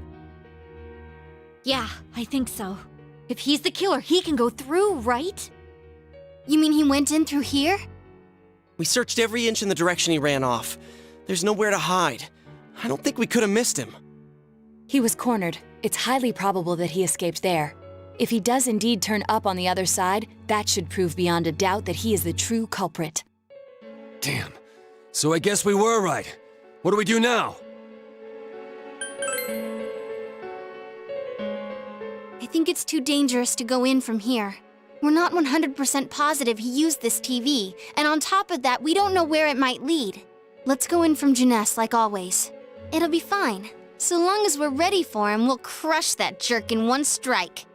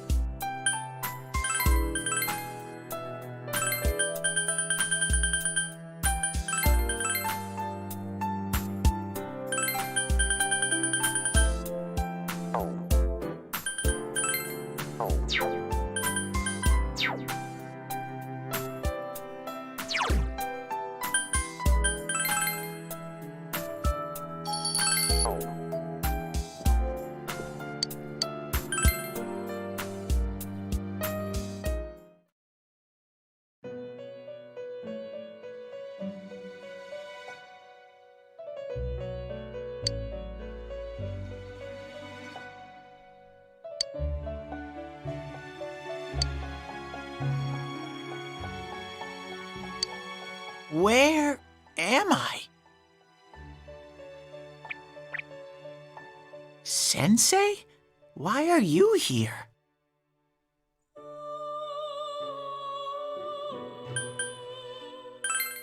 I see. How mysterious. There are so many things I don't know about. But I did realize something. I've been thinking all this time about who I really am, but I couldn't find the answer. I was no one from the start. Humans live in the other world, and shadows live in this world. From the beginning, that's all there was to it. I was just a shadow in that world. You're always so kind, Sensei. I figured something out. That day at the hospital, I realized that I really can't do anything. As soon as I thought that, I lost consciousness. Then when I woke up, I was inside the fog. Shadows can't stay in the human world. They aren't allowed. I walked and walked, but there was nothing all around me. Just when I started thinking that I couldn't go anywhere, I heard the noise of a car, and then I was here. I remember lots of things now. My world is a place shaped by human thoughts. One day, a shadow living in that world awakened to human emotions. But humans and shadows are completely different entities. So he made himself forget that he was a shadow. He wanted to forget. He wanted people to like him. And that's how he came to look like this. I really am stupid. What the other Teddy said before, in the end, it was all true. No matter how much I search for myself, I have no self. There was no me to begin with. I'm just a shadow that took a different form so humans would like me. It would have been better if I had never remembered, but I did. I'll probably turn back to a regular shadow soon. Oh yeah, Sensei, one day, when you meet Nana-chan in heaven, apologize for me. Tell her, I'm sorry I couldn't do anything. Tell her, I'm really sorry.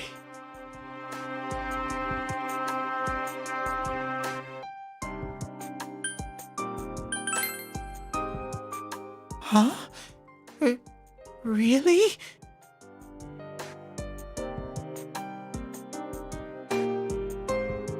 Nana-chan's. Wow, that's wonderful. I'm so glad. Glad that I could at least hear that. My heart feels so much lighter now. I'm starting to feel sleepy. What a strange place. It feels so soothing. It's not like my world. Something just feels so nostalgic about this place. Could this be your dream world, Sensei?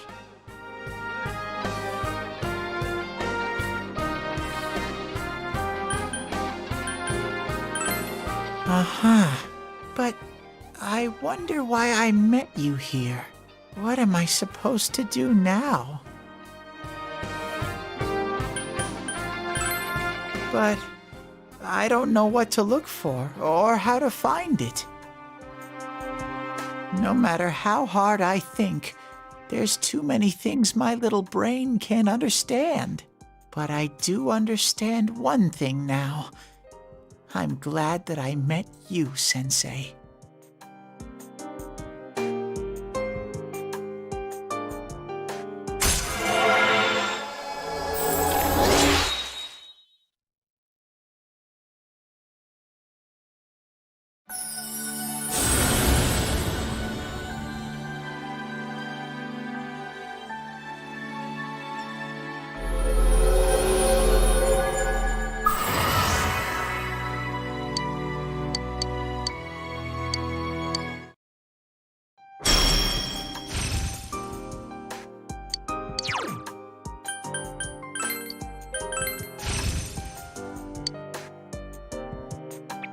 But I have to get going.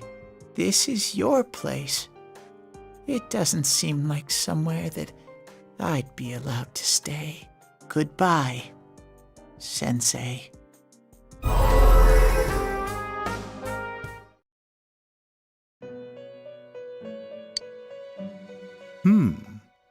It seems the words in your memory weren't the only things you summoned here. This is a room for guests who have an ego that can be nurtured. Shadows, mere fragments broken off from the ego, have no place here. The water's strength has moved a single stone that had stopped, returning it once again into the flow. Very interesting. Well now, it's about time we departed once again. This vehicle is still on its journey. There is no reason to tarry here for long. Margaret? We're ready to go. Let us depart.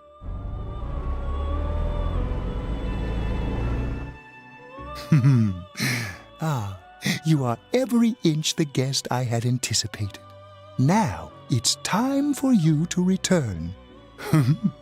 I am even more intrigued now as to where this is all headed. We'll be waiting for your next visit.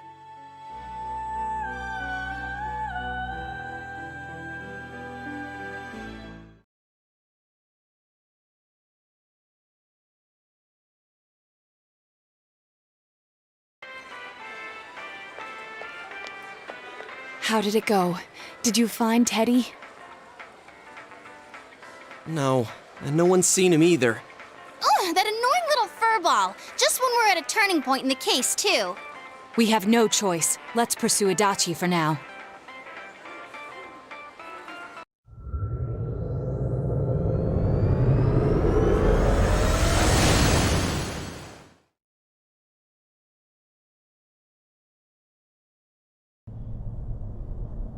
Whoa. Look how dense this fog is. It's gotten even worse than before. What the? There's this malicious aura everywhere. It feels completely different from the last time I was here. I think we'd better hurry. Give me a sec to try finding Adachi.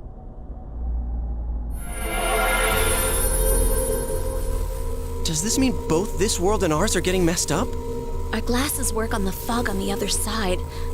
It can't be normal. And I heard more people are falling ill because of the fog. I wonder what's going to happen. I sense him. Adachi's definitely in here. Are you serious? Which way?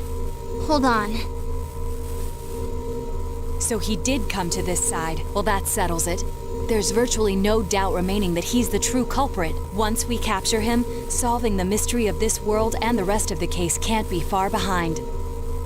Then maybe we'll find out where Teddy came from, too. Man, where is that bear anyway? Well, I can say for sure he's not here. And I know Adachi is here, but I can't track him down myself. Gee, Ted, why aren't you here when we need you most?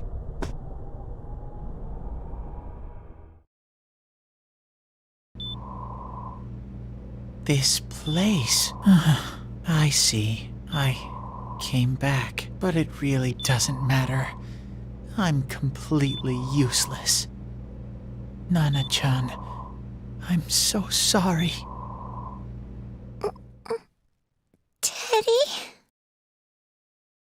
It is you, Teddy. I heard your voice. You said, hang in there. I heard my big bro and everyone else too. Nana-chan! Hold on! I'll get the doctor! It seems she's asleep again. Nana-chan told me that she heard my voice. She heard me say, hang in there. It could be that her frankly miraculous recovery was because everyone's voices reached her. Even unconscious, people are capable of hearing others' voices. My voice. And theirs too. Everyone. In any case, there are too many things we don't understand about her condition and what caused it. We're doing our best, but it's difficult when everything about her illness is a total unknown. Unknown? Well, if anything happens, please send for me.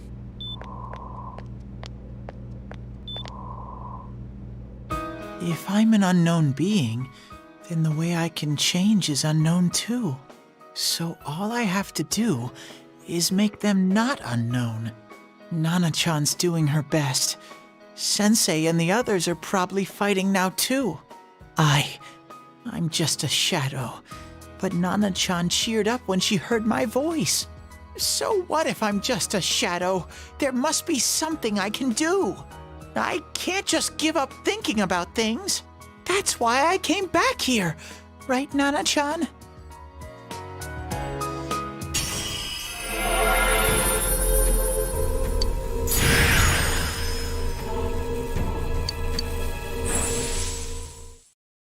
Right. I need to get back to the others. Hang in there, Nana-chan. I'll be back soon.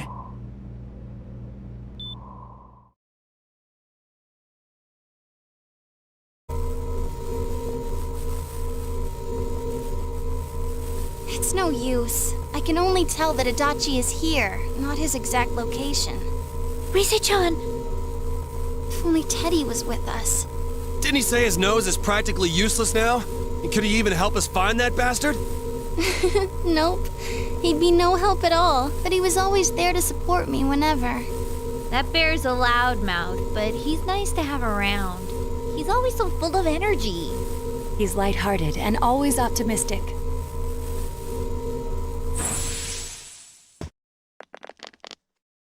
I'm alright. I just got a little dizzy. The fog's so dense. It's hard to see through it. Why don't we call it a day? It won't do us any good if you collapse. I agree.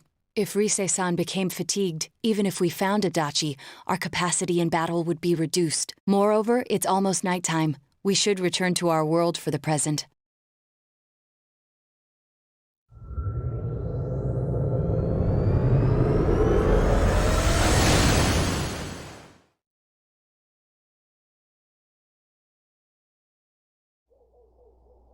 Damn it!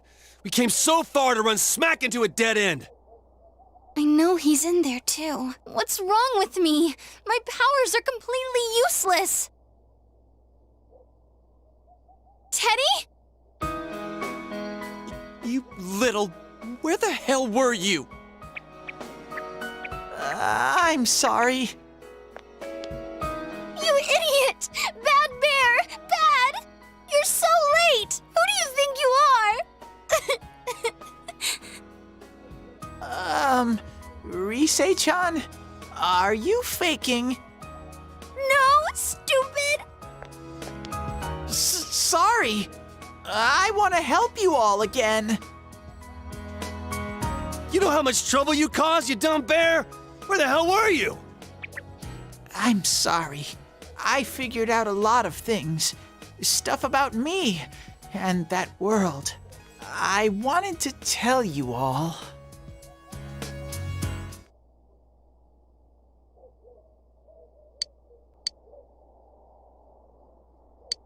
A shadow? You mean you're one of those things we've been fighting? Yup.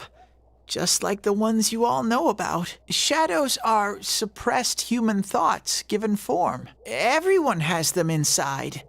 Wait, you say you're a shadow, but you didn't attack us. And you kept telling us from the start that you wanted to bring peace and quiet back to that world, right? But in the end, I was just an ordinary shadow. Nothing special about me at all. I did everything I could until now to try and make my world peaceful. But instead, the weird fog started seeping out into this world too. I'm sorry. I'm really sorry. If I really was special, then maybe...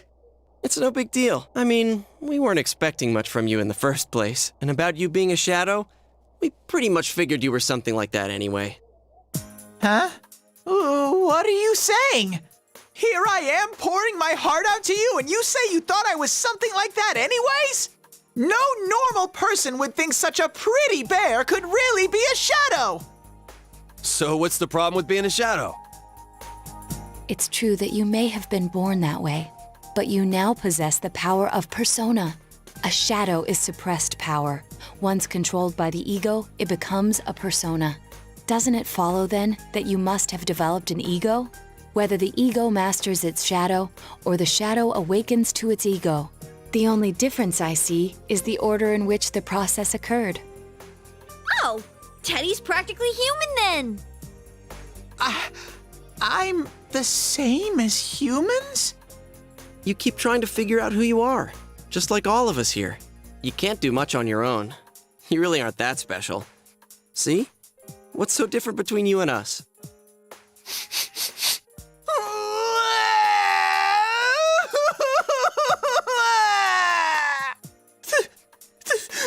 Thank you! I'm so glad I met you guys! The rest of us were pretty much a group of misfits to begin with, too, right? You fit right in, man. I beg your pardon? Who are you calling a misfit? Isn't that just you, Senpai? Hey, that's not something a detective would say. Or an idol, either. Gee, stop crying, will ya? Now's not the time for that. While you were gone, we figured out who murdered the announcer and Senpai. It was Adachi. Huh? Adachi? That total goofball? Whoa! I didn't notice at all. Looks like I'm pretty blind to that sort of thing. But you all know him. If you can't find someone like that, I don't think I can help you. Like I said, we're not expecting much from you. Well, the main thing is, it's hard to get pumped about this without someone nice and fuzzy around. Yeah, what Kanji said. Okay.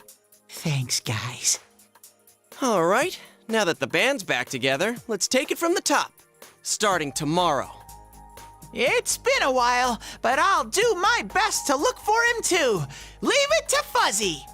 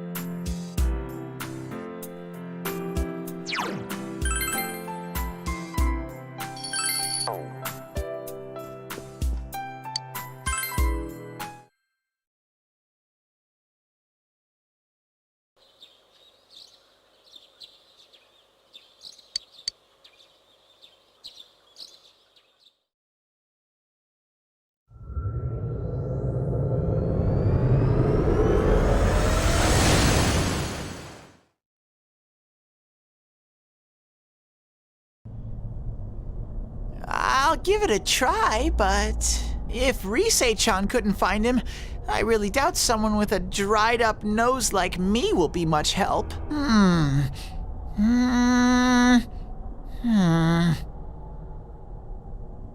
I do smell a Dachi baby in here, but the fog is completely covering up his scent. Teddy, you can't do it either? When you look at me with those eyes, I get this feeling I've got to sniff him out no matter what! This is my time to shine! Ooh, I'm getting something!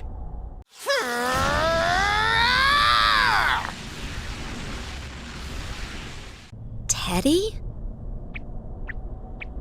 Hey, quit wandering around. You better not flake out on us again. Huh? I sense it from this away. Is it Itachi? How do I put it? It's kinda hazy, but at the same time, it feels like I've got a whopper on the line. I don't get it. Very suspicious. This definitely smells. But that's weird. If I remember right, that's where Sensei, Yosuke, and Chie-chan came from when I met them for the first time. Where was that? Oh, you mean that creepy-ass room where all the faces on the posters were cut out? Yep, there's someone there. Teddy, you really are amazing. It was just dumb luck. It's because that's where I first sensed Sensei and the others. That's why it kinda smelled over there. Oh, I see. Wait, did you say it smelled? Wasn't that the room where Yosuke had to go to the bathroom and... Huh? You're saying he peed his pants there? Ew, I don't want to hear it. Oh, you lie so bad! Dude, I did not piss my pants! Quit spreading random rumors about stuff like that. Well, it happened so long ago, my memory's kind of fuzzy, you know? Okay, guys, enough fuzziness. Follow me, the master of fuzzy logic.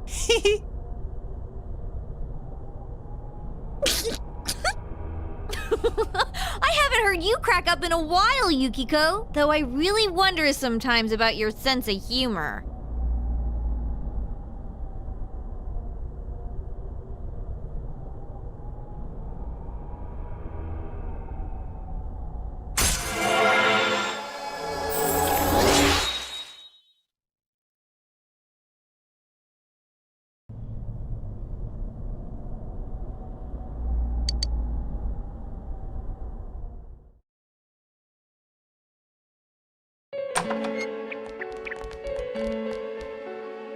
Damn bitch. I noticed her first, and she just had to run off and have an affair. Who's there? Oh, it's you guys. You're very persistent.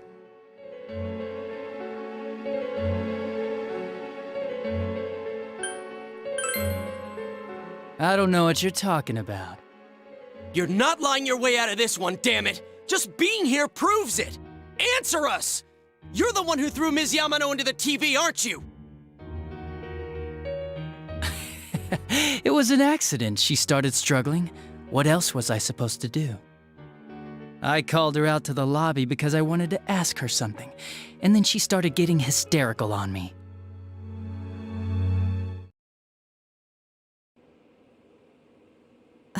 Who are you? And what's this something important you called me out here for? What they say on the news isn't true, is it? All that talk about you having an affair and whatnot? It's all a lie, right? Why do I have to explain myself to you? I see. So you don't deny it. You caught my eye. But it turns out you're another worthless bitch. What's wrong with you? Don't make me call for help. Shut up. Shut up. Shut up. I think you need to see what it's like to fear for your life. It'll get your head straight. What are you going to do? No! She fell in. Wow! So people can go completely inside!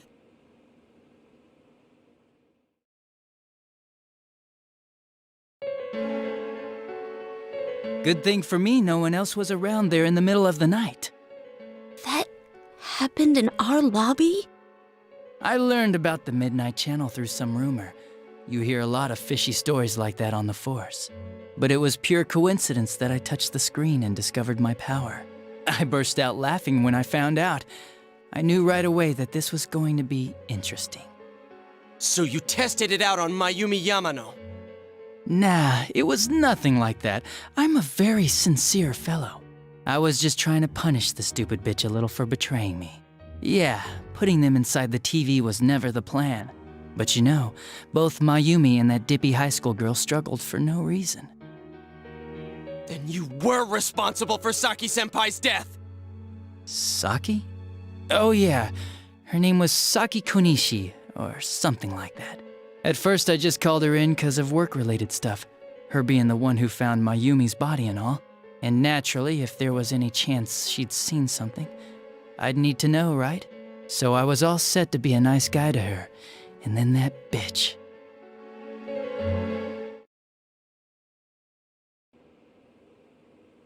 What's this about anyways? Didn't you call me in for more questions? Well, we'll get to that. But you know, I saw you this afternoon. You were getting pretty cozy with that Namatame. Huh. So I'm not good enough for you. Well, I know how to deal with girls like you. No! God, these high school girls today. This world's gone straight to shit. When I was in school, I wasn't allowed to do anything but study my ass off. I was supposed to be the best of the best, and instead they stick me in the boonies. But I guess I got the sweet power to make up for it. Life's not so bad after all. Get on your knees and beg, and maybe I'll let you out. Yeah, like that'll happen. As if I'd walk into a death trap like that.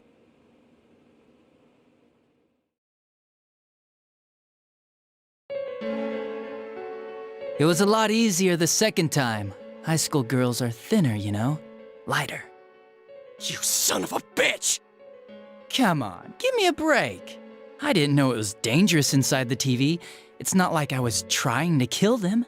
I mean, I'm sure they hit on Namatame, not the other way around. A council secretary will one day rise to public office himself. Mayumi and that high schooler were just gold digging. They got exactly what they deserved. I didn't do anything wrong at all. Shut the hell up! You knew from what happened to Mayumi Yamano that people die in here! So what if I knew?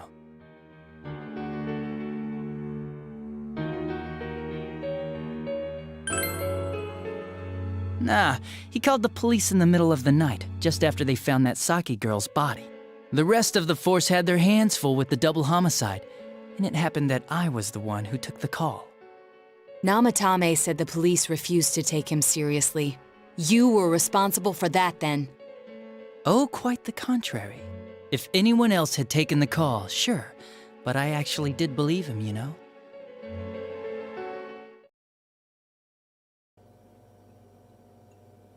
That's the pattern to the 2 deaths so far? And now you're seeing a girl in a kimono on that weird program, and you think she'll die too, is that right?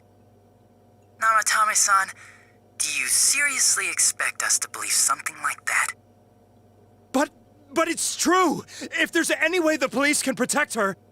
Listen, there's no way the police are going to make a move based on a fantasy story like that. It does sound interesting, though. But... Oh, I have an idea. If you really want to save her that much, why not do it yourself? Like, you could shelter her somewhere. Someplace where no one could find her. Where no one could find her? Save her yourself. You can do it. I'm busy, so I'm hanging up now. Bye.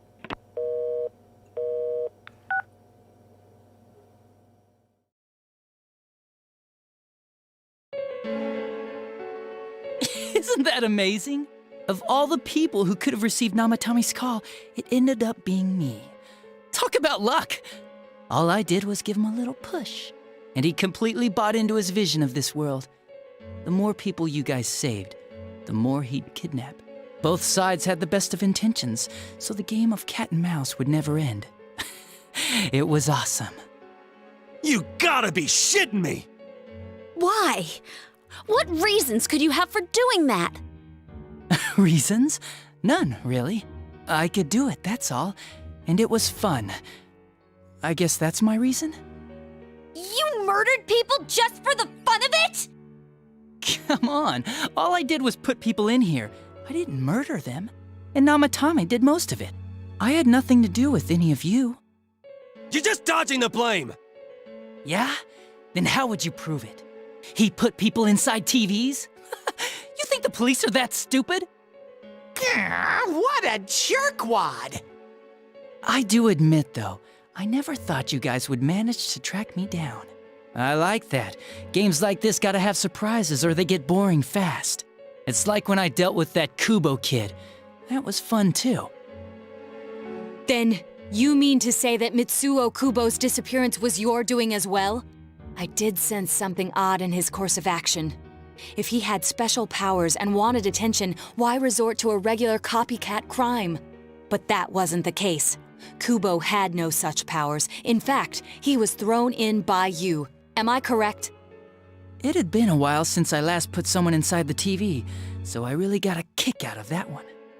Why did you do that? And how come Mitsuo didn't say anything about you? You think that didn't occur to me before I did it? Come on, I'm a detective. I let him through to a room at the station with a TV, switched off the lights, and did it quick while he was still startled. As long as he didn't see me push him in and no one else did either, no one would believe him, even if he survived. Of course, I don't think the Kubo kid ever figured out what happened. Wait, the police station? Yeah, he turned himself in pretty quick, actually. This was back when we didn't even know enough to issue a search warrant. But the other officers decided it was just a prank, so they pawned him off on me. I didn't blame them. I mean, a kid coming and saying, "I did it all, it was me." Who'd believe him? But it looked bad. I didn't think anyone would come forward and take the blame for all the incidents. The police were desperate to pin it on anyone. If this kid really did it, they might have announced the case was closed. And if that happened, Namatame would stop saving people. I couldn't let that happen, or the game would be over. That's why I told the others I sent him home. I came up with the idea to put him inside the TV on the spot. The game would be over? You threw him in just so your fun wouldn't end? You gotta have some excitement in life, don't you agree? But then you guys put your foot in it yet again and ruined my fun. Thanks to you, Kubo was arrested again, and everyone acted like he was the true culprit behind it all. Couldn't they see how badly he copied the crime scene? It worked out in the end, though, because good old Namatame kept saving people. I guess the guy started to develop some kind of messiah complex, huh? What an idiot. This is all a game to you. How dare you murder people? Murder Saki-senpai for such a stupid reason! You bastard! I'll never forgive you! You can keep your forgiveness. Our world will probably become just like this place soon enough anyways. Didn't you notice? The fog's leaking out. Everything on that side's pretty much screwed. The two worlds will merge soon, and then there'll be no difference, no sides anymore. What the hell's he talking about? This isn't his real body. The real Adachi is somewhere else. But this guy feels different from an ordinary shadow. It doesn't seem like he's going berserk. Wow, you can tell that much?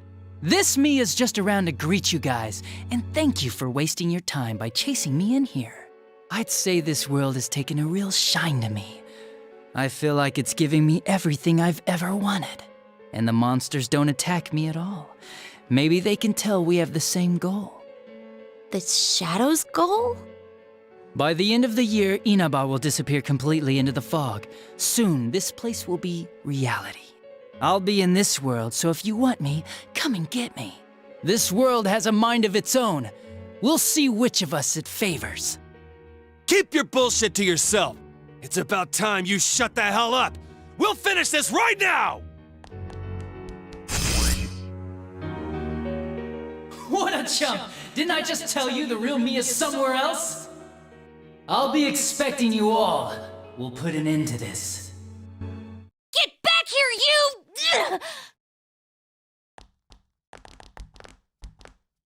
That stuff about the world's mind and how this place will become our reality.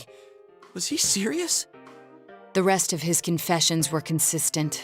We'd best proceed under the assumption that it's no lie. It felt like he's gained some strong power after coming here. Not only that, maybe he got taken over by that power. So what he said about the two worlds becoming one, that's really gonna happen? Didn't he say that it would happen by the end of this year? What happens then? I think he means this world will engulf the human world. The people in town are acting weird. It's like when the shadows that emerged from people went berserk. If the fog gets even thicker, and this town is completely shut off from the outside world, then the other side might become full of shadows, like over here. You mean everyone's gonna turn into shadows? Damn it! Damn that bastard! Why?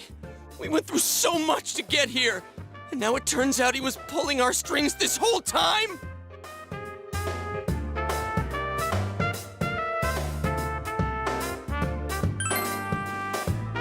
Yeah, it's about time we finished this. I don't want to feel this way ever again.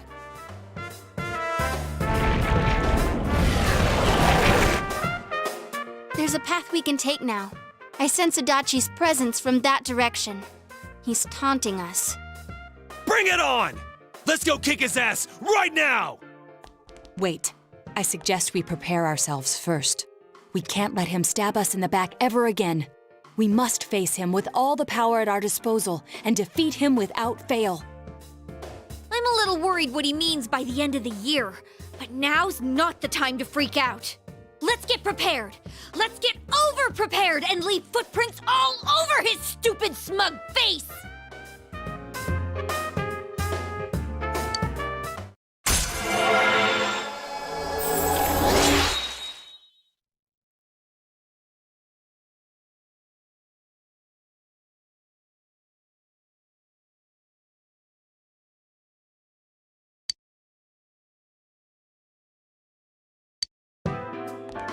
Senpai, please don't go on alone. Maybe that's why. I feel a presence kind of like yours up ahead. He might be calling to you. Wait, never mind. Forget I said that. We're all going together, okay? Promise us.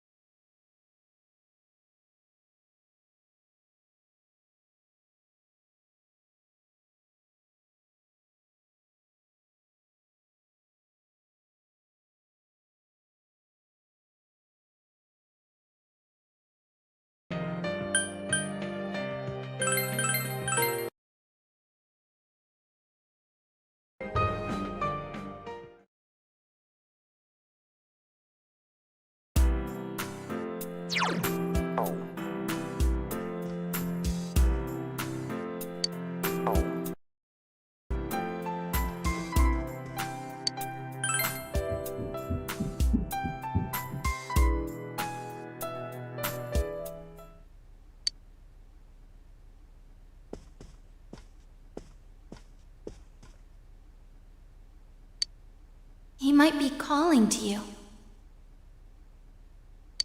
We're all going together, okay?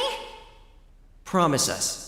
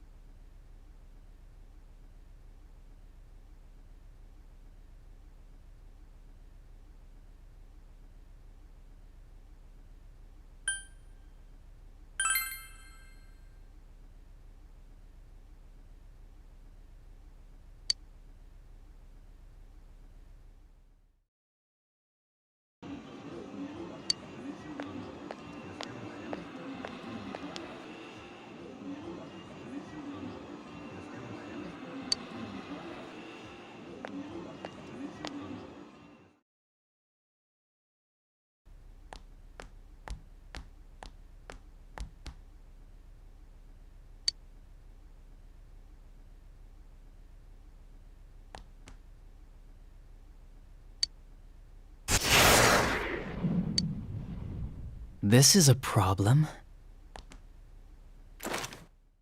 Why didn't you bring the rest of them? You're such a party pooper. You couldn't even bring your wannabe detective friend?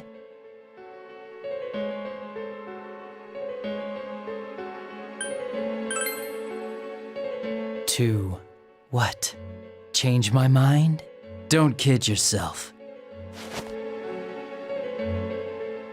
Your whole gang should be here. You know, work together, beat the bad guy. Friendship, effort, victory. You guys love that stuff.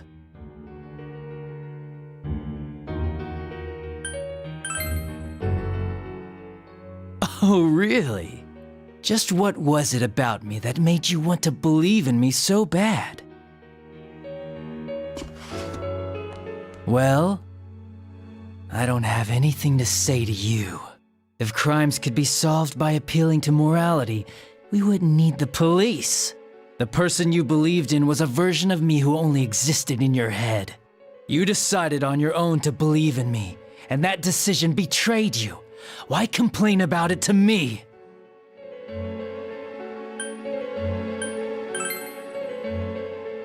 You say the dumbest shit. It's people like you who come to me alone, naively thinking you can turn me around, that piss me off the most. What do you think will happen if I shoot you?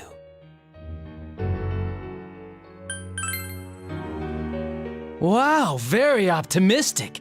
Is your brain rotting or something?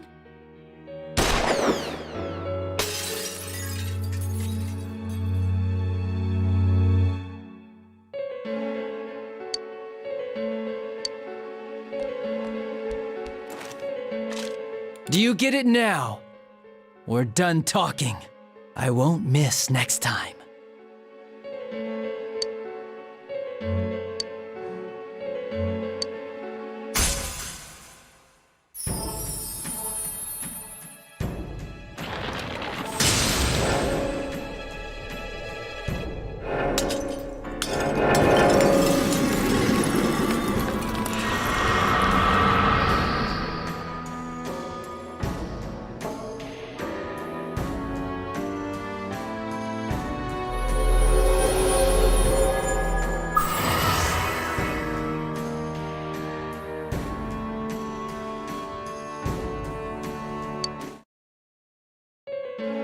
Want me to let you choose? You can go back to your friends and bring them all here, or you can die now. I guess regular revenge is boring, though. Let me see where your detective work takes you. It's always good for a laugh. You're so persistent. Look at all that youthful vigor you've got. Come on, leader. Bring all your friends back here. Well, bye-bye.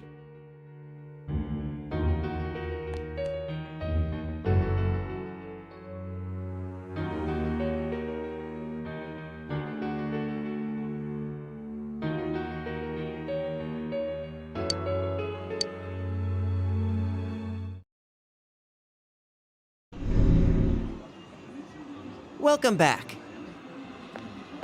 I told you not to go alone, though I knew you would anyway. It's okay. I understand. I'll keep it a secret from the others, and I won't ask about Adachi for now. But come on, you should trust us more.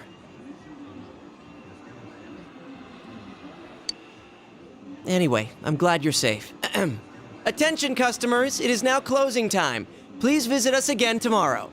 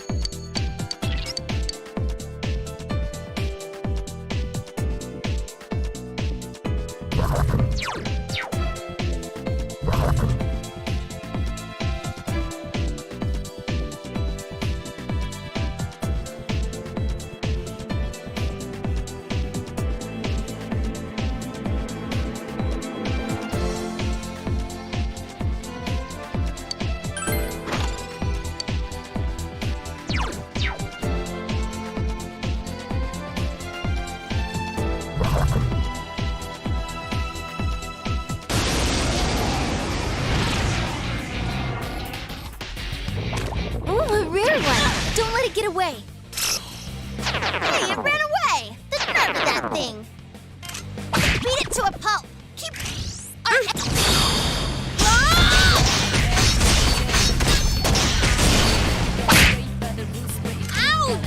That hurt! One enemy to go! The grand Keep finale, is he?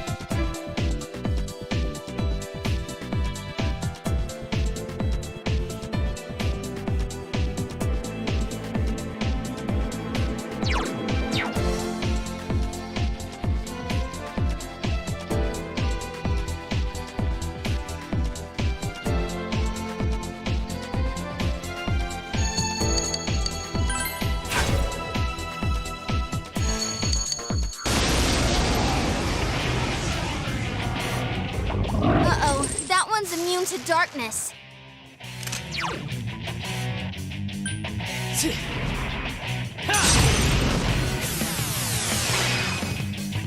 Two enemies left. Don't lower your guard now.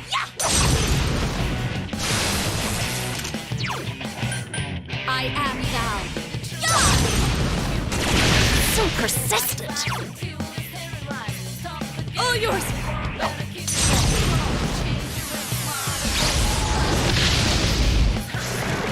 Nato-kun's busting heads and looking cool. Persona!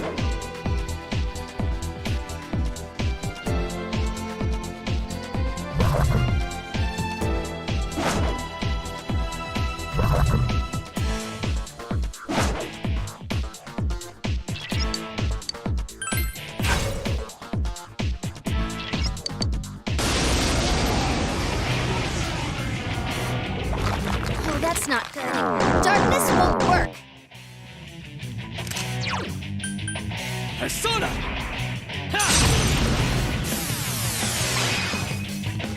One enemy to go. Keep it up! I'll finish you! Go forth! There! So persistent.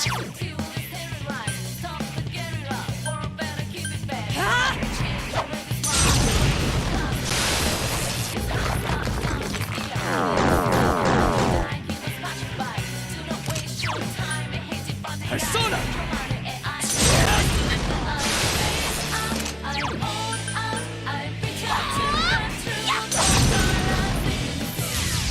Someone finish it off!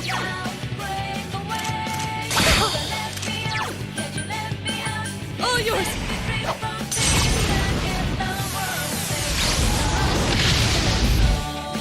I couldn't defeat it!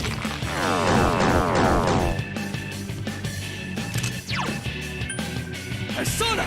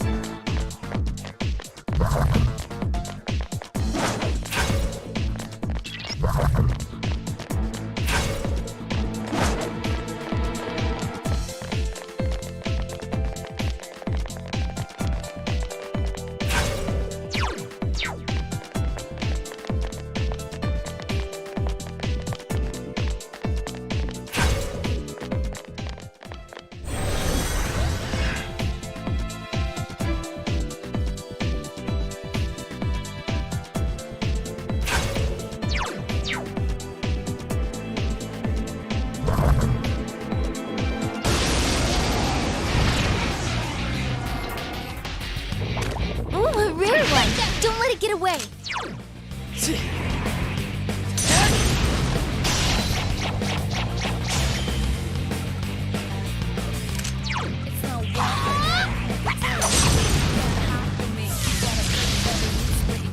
Last one!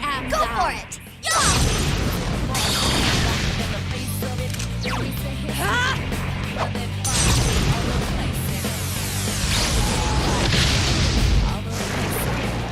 None shall escape!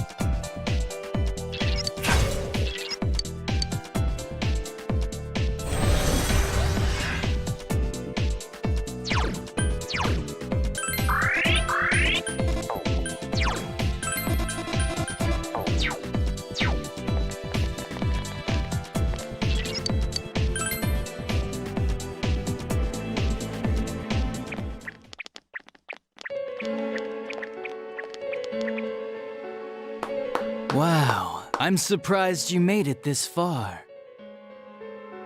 Allow me to confirm the crimes you've committed thus far.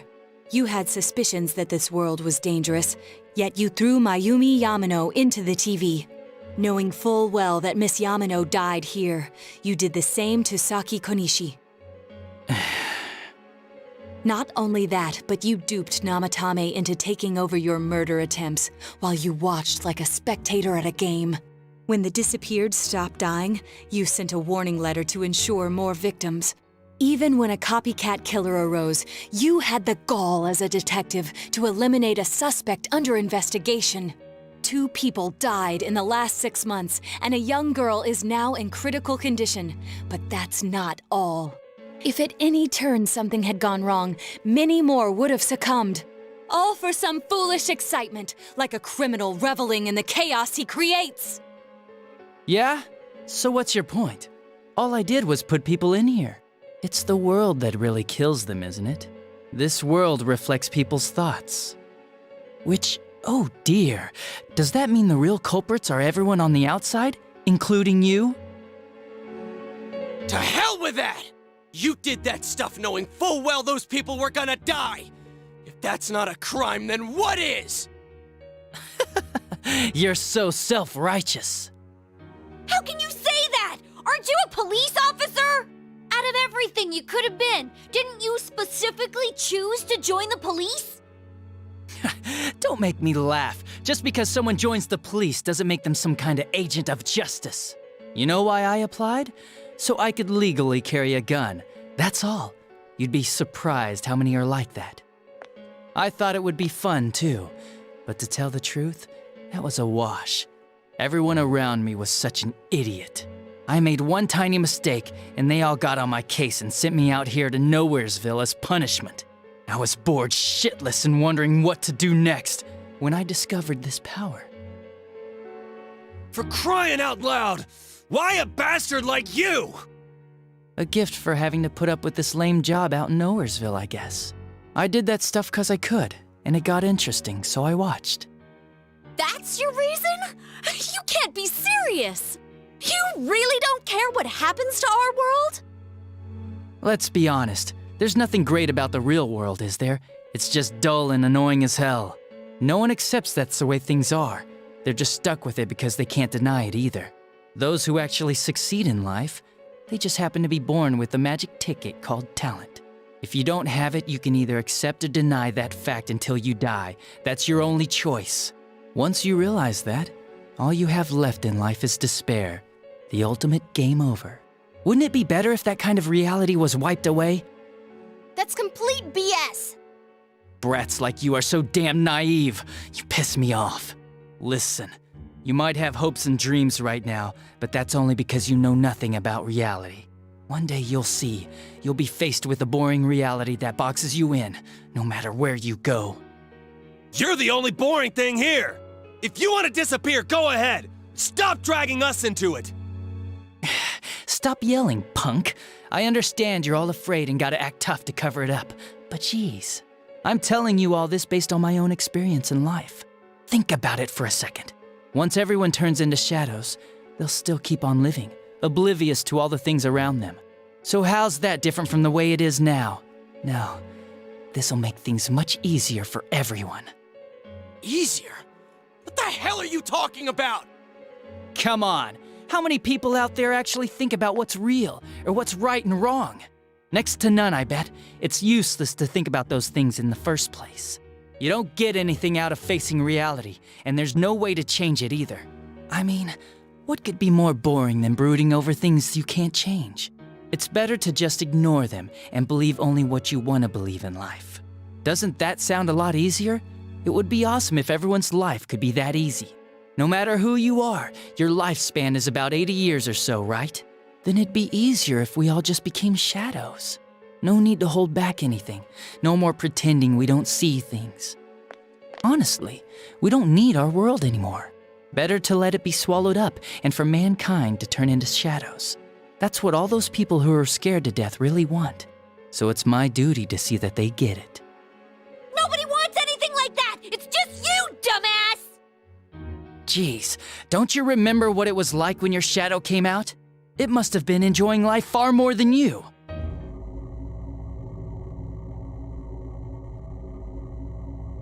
Be careful! I don't know what's happening!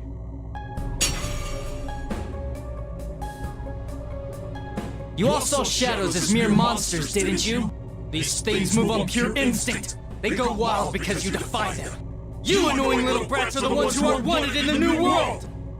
Speak for yourself! Living is too painful for you, but you don't want to die?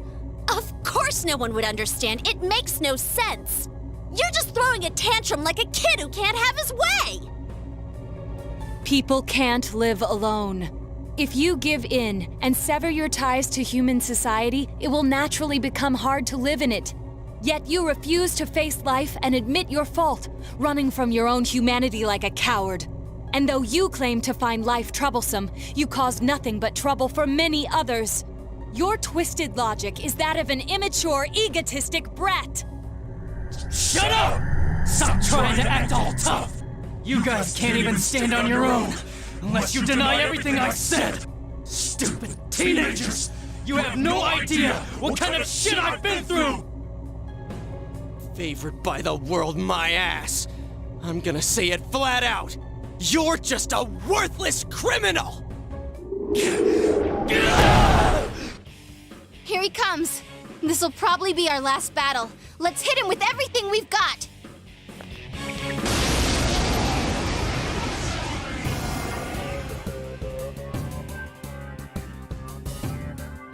The world is about to change! Your existence won't belong there! I thought I could just leave you be, but you're like a plague! I'll have to get rid of all of you! You're the plague! Let's do it. If we work together, there's no chance we could lose to a man like this. Shut up! Get lost! Get the hell out of my sight! I can't believe he's the one. That bastard! We can't lose, no matter what!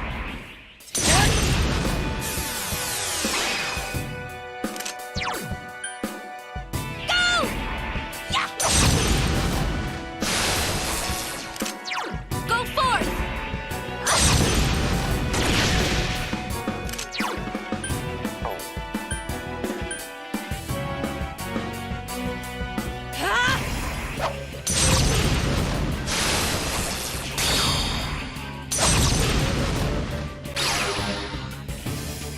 A persona? But that can't be!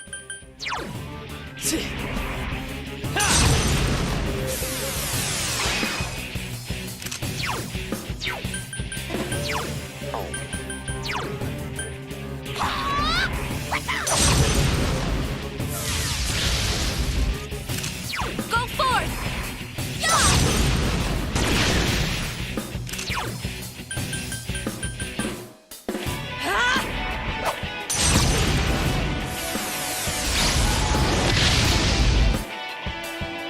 Damn brats! Shut up and let me finish you off!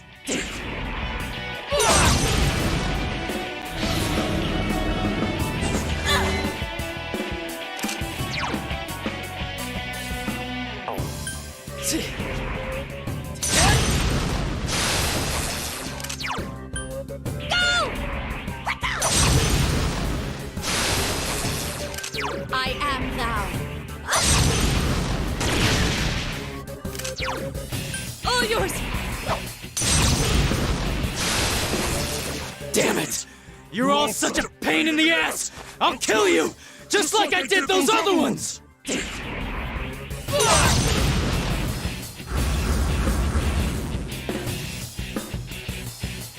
Here goes, Kanzeon!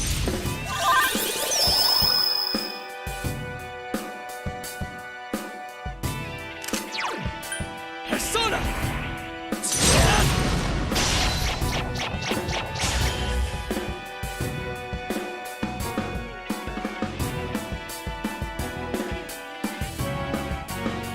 Chie-senpai's scared! I am thou.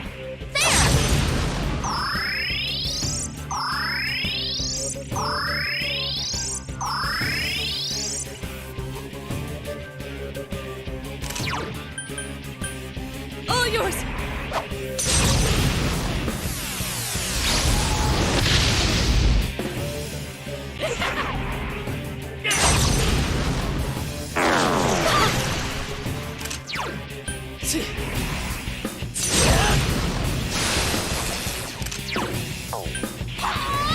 I'll finish you!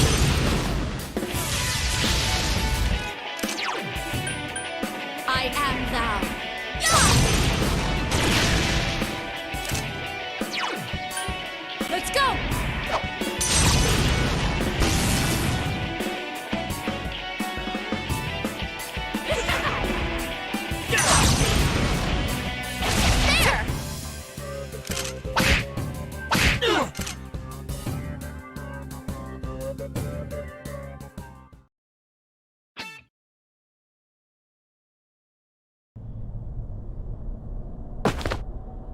Damn, this is lame. Oh well, our world's gonna disappear soon, no matter what. I didn't have anywhere to go back to anyways. Everyone's gonna become shadows.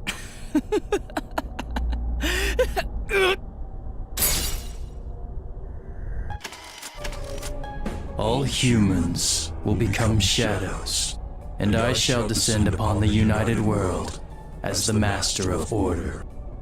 Descend? Order? What's with this guy all of a sudden? What's happening? Guys, this isn't Adachi. It's someone completely different. Both this world and yours will soon be enclosed in a fog that never lifts. It will be the peaceful world that mankind has longed for. Who are you? I am Amino Sagiri, one who rules the fog, one awakened by man's desires. Do what you will, but your world's erosion cannot be stopped. It is an inevitability. You played your part well, stirring up the will of the masses into madness. But that will soon come to an end. Mankind will soon become shadows and live on in the darkness of the fog, oblivious of their reality. What the hell are you? Why are you doing this? I am the one that shepherds humans to their true desires. Though their hearts longed for peace, it could never be attained. So they tore down the wall between image and reality. Indeed, this is the outcome desired by mankind. And mankind's desires are my desires. That is why I decided to expand this world.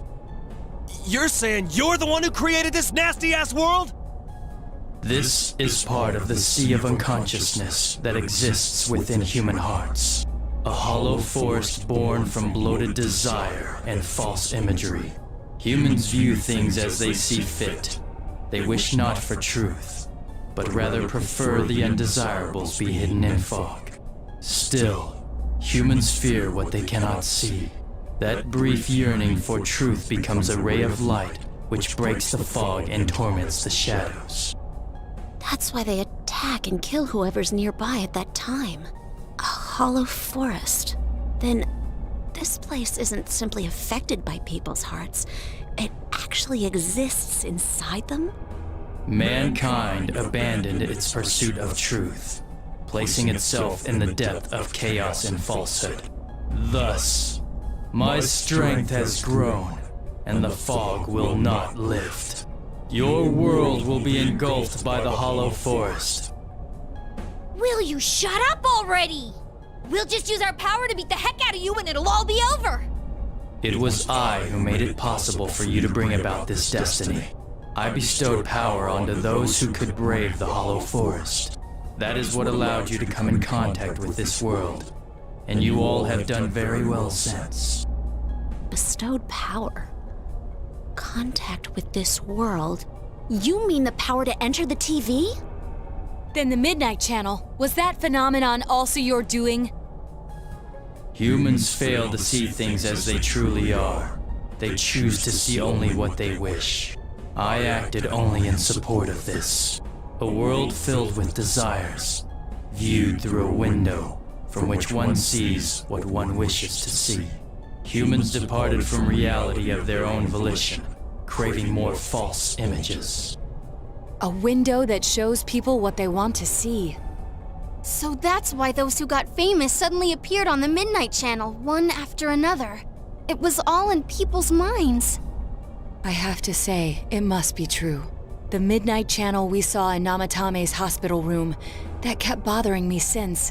What we saw there wasn't Namatame's true intentions at all. Then it came on because we were all thinking, this person must be the killer, he can't be forgiven?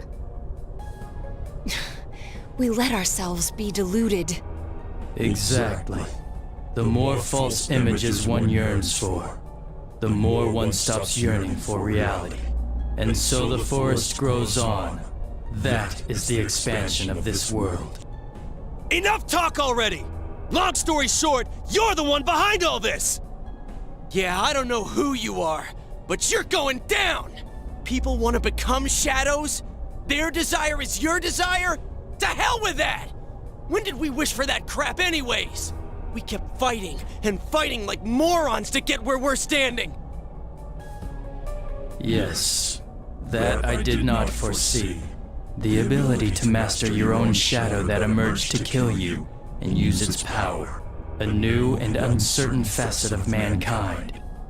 Is it worthy to put my trust in? Or not? It must be tested.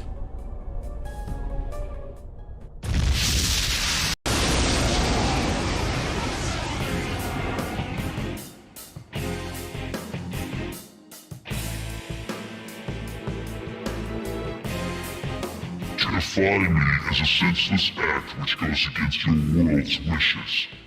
Now, let everything vanish into the sweet fog of illusion.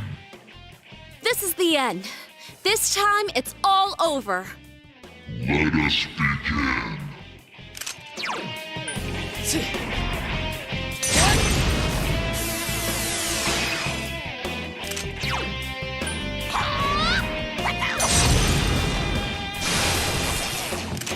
Go forth! There! Let's go!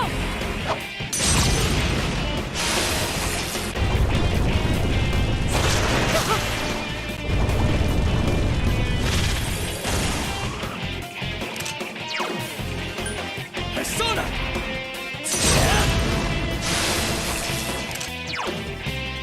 Go! I'll finish you! Go forth! There!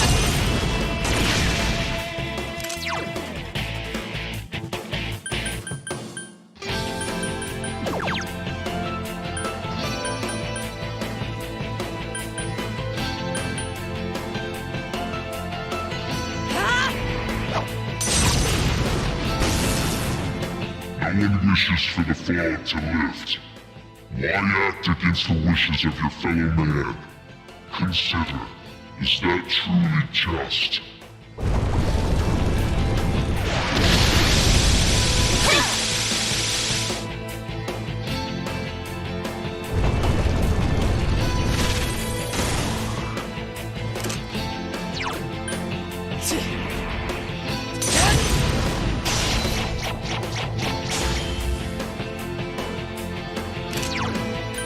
Go!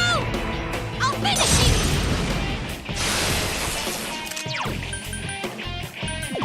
I am thou. There!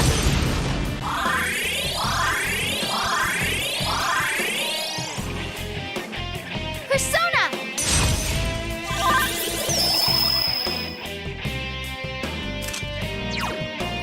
All yours!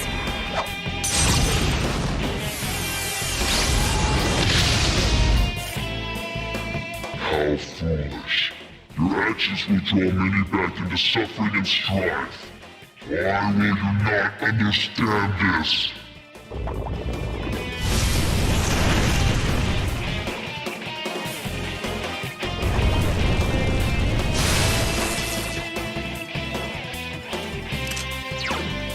Persona!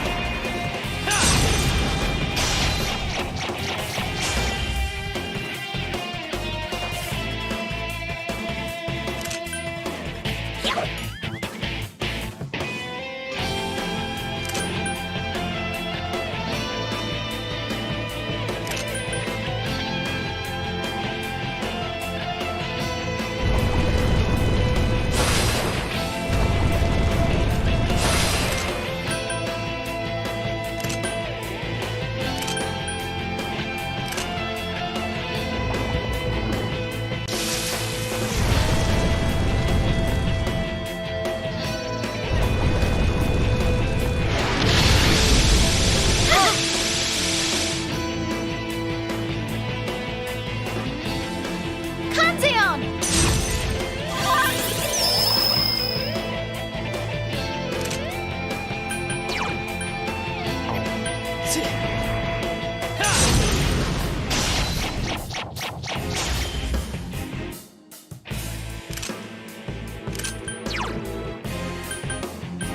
I am thou.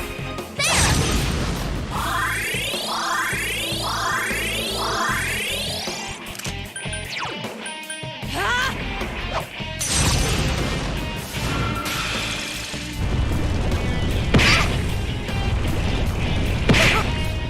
Senpai needs help.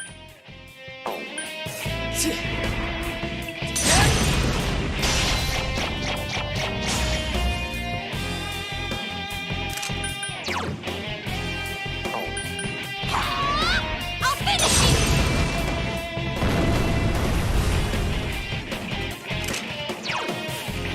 I am thou.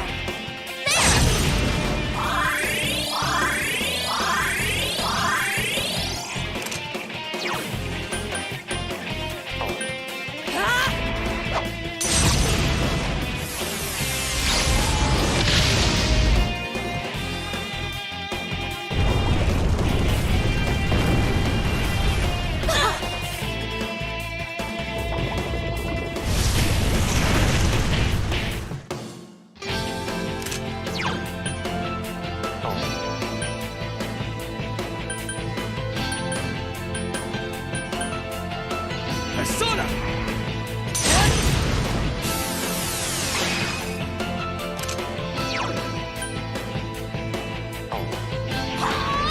I'll finish you! I am thou.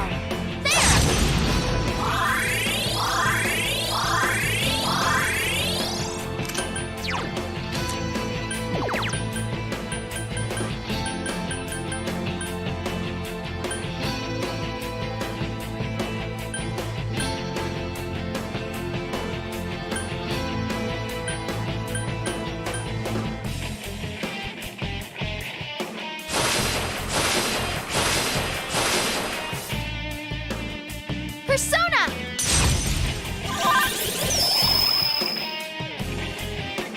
You fools!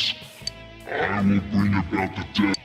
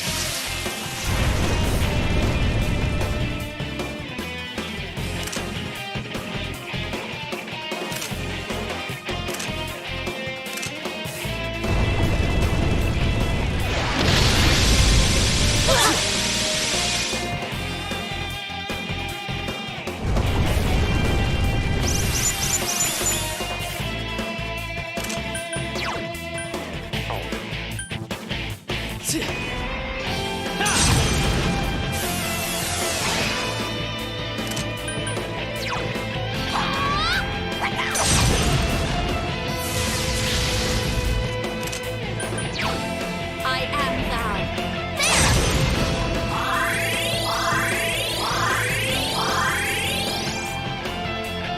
Here goes, Kanzeon!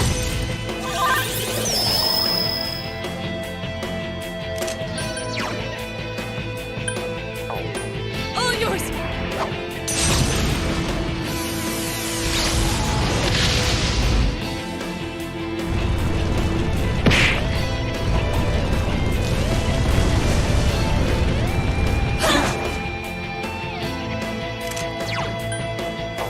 Persona!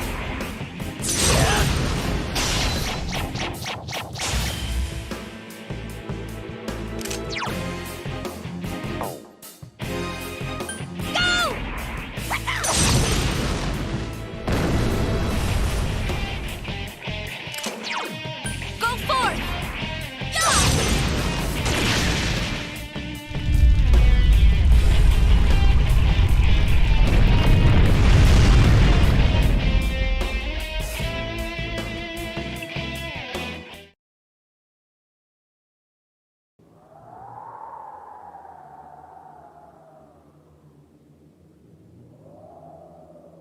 I see. Your powers are strong. Power comes from the heart. You have proven to me human potential. Very well. I will lift the fog from the place where you will return to. Mankind's desires are my desires. If mankind so wishes, I will return at any time. I am always at your side, watching. Well, don't wait up. We'll keep that from happening no matter what. Time will show the path humanity takes. Children of the new potential.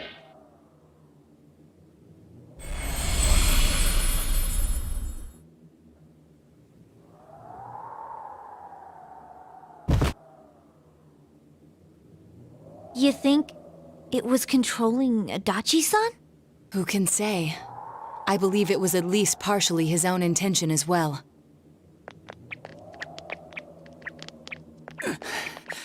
So that's it, huh? Fine. Live however you want. If you think you have the power to change the future, then go right ahead. Everyone has the power to do that. Get out of here. The shadows will finish me off. Just leave me be. You came to kill me in the first place, didn't you? No, dumbass.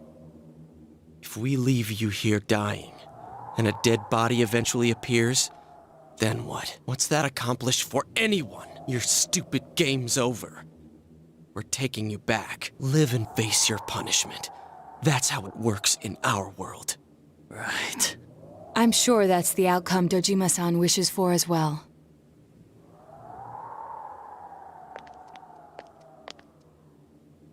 We have the same power, but things turned out so differently for us.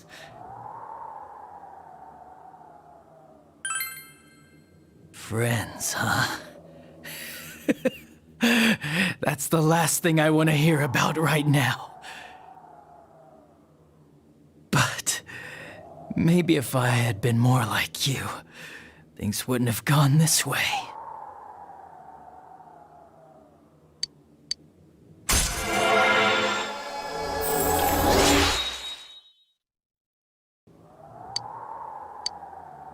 Let's go back.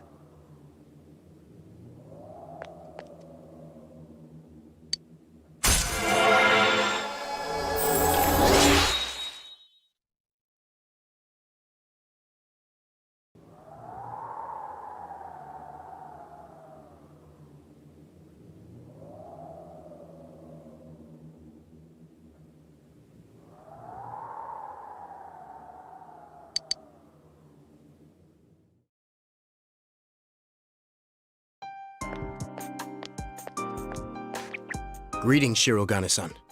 We got word from Detective Dojima. He's wanted on suspicion of murdering Mayumi Yamano and Saki Konishi, right? Correct. Understood. We have an ambulance waiting downstairs. Should we have them bring the stretcher up here? An ambulance? Detective Dojima assumed one would be necessary. He wanted the suspect to be carefully taken into protective custody.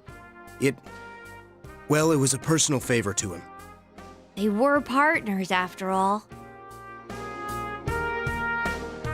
Then yes, please have them bring up the stretcher. Understood.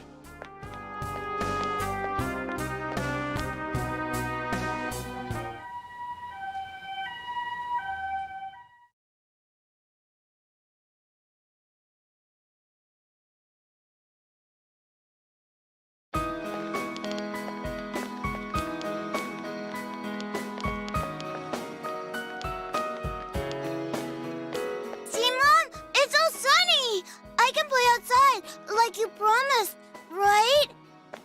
Oh, Makoto! Don't run like that! It's for real! The fog's really gone! We did it.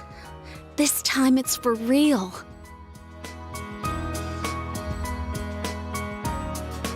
What's up, Senpai? Did you think I was crying? It's just so bright. It's been so long since the sky was that blue. It's finally over.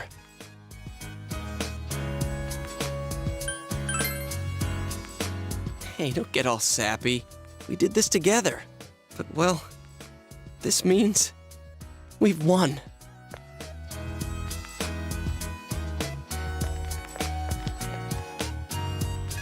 Huh? What are we doing? Ooh, what's this? Everyone ready? Here goes! We did it! Woohoo! Why didn't you guys say it? You all joined in when Risa-chan did it! I think that was a little too hard to get on the spot. Which part did you mean for us to say? The woohoo part! Can we just do it over? Man, having to redo something like this kinda kills the fun of it. Alright, Chia, do that weird call again. Not if you're gonna call it weird. People are beginning to stare. I don't think we should stay like this much longer. My hand's getting kinda sweaty. Sheesh. Fine then. It's all yours, Sensei. Woo!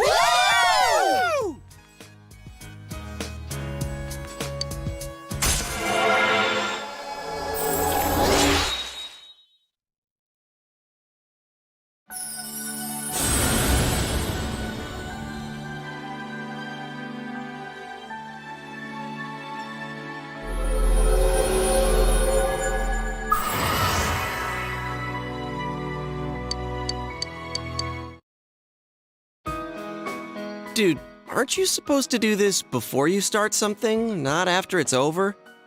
Huh? Who cares?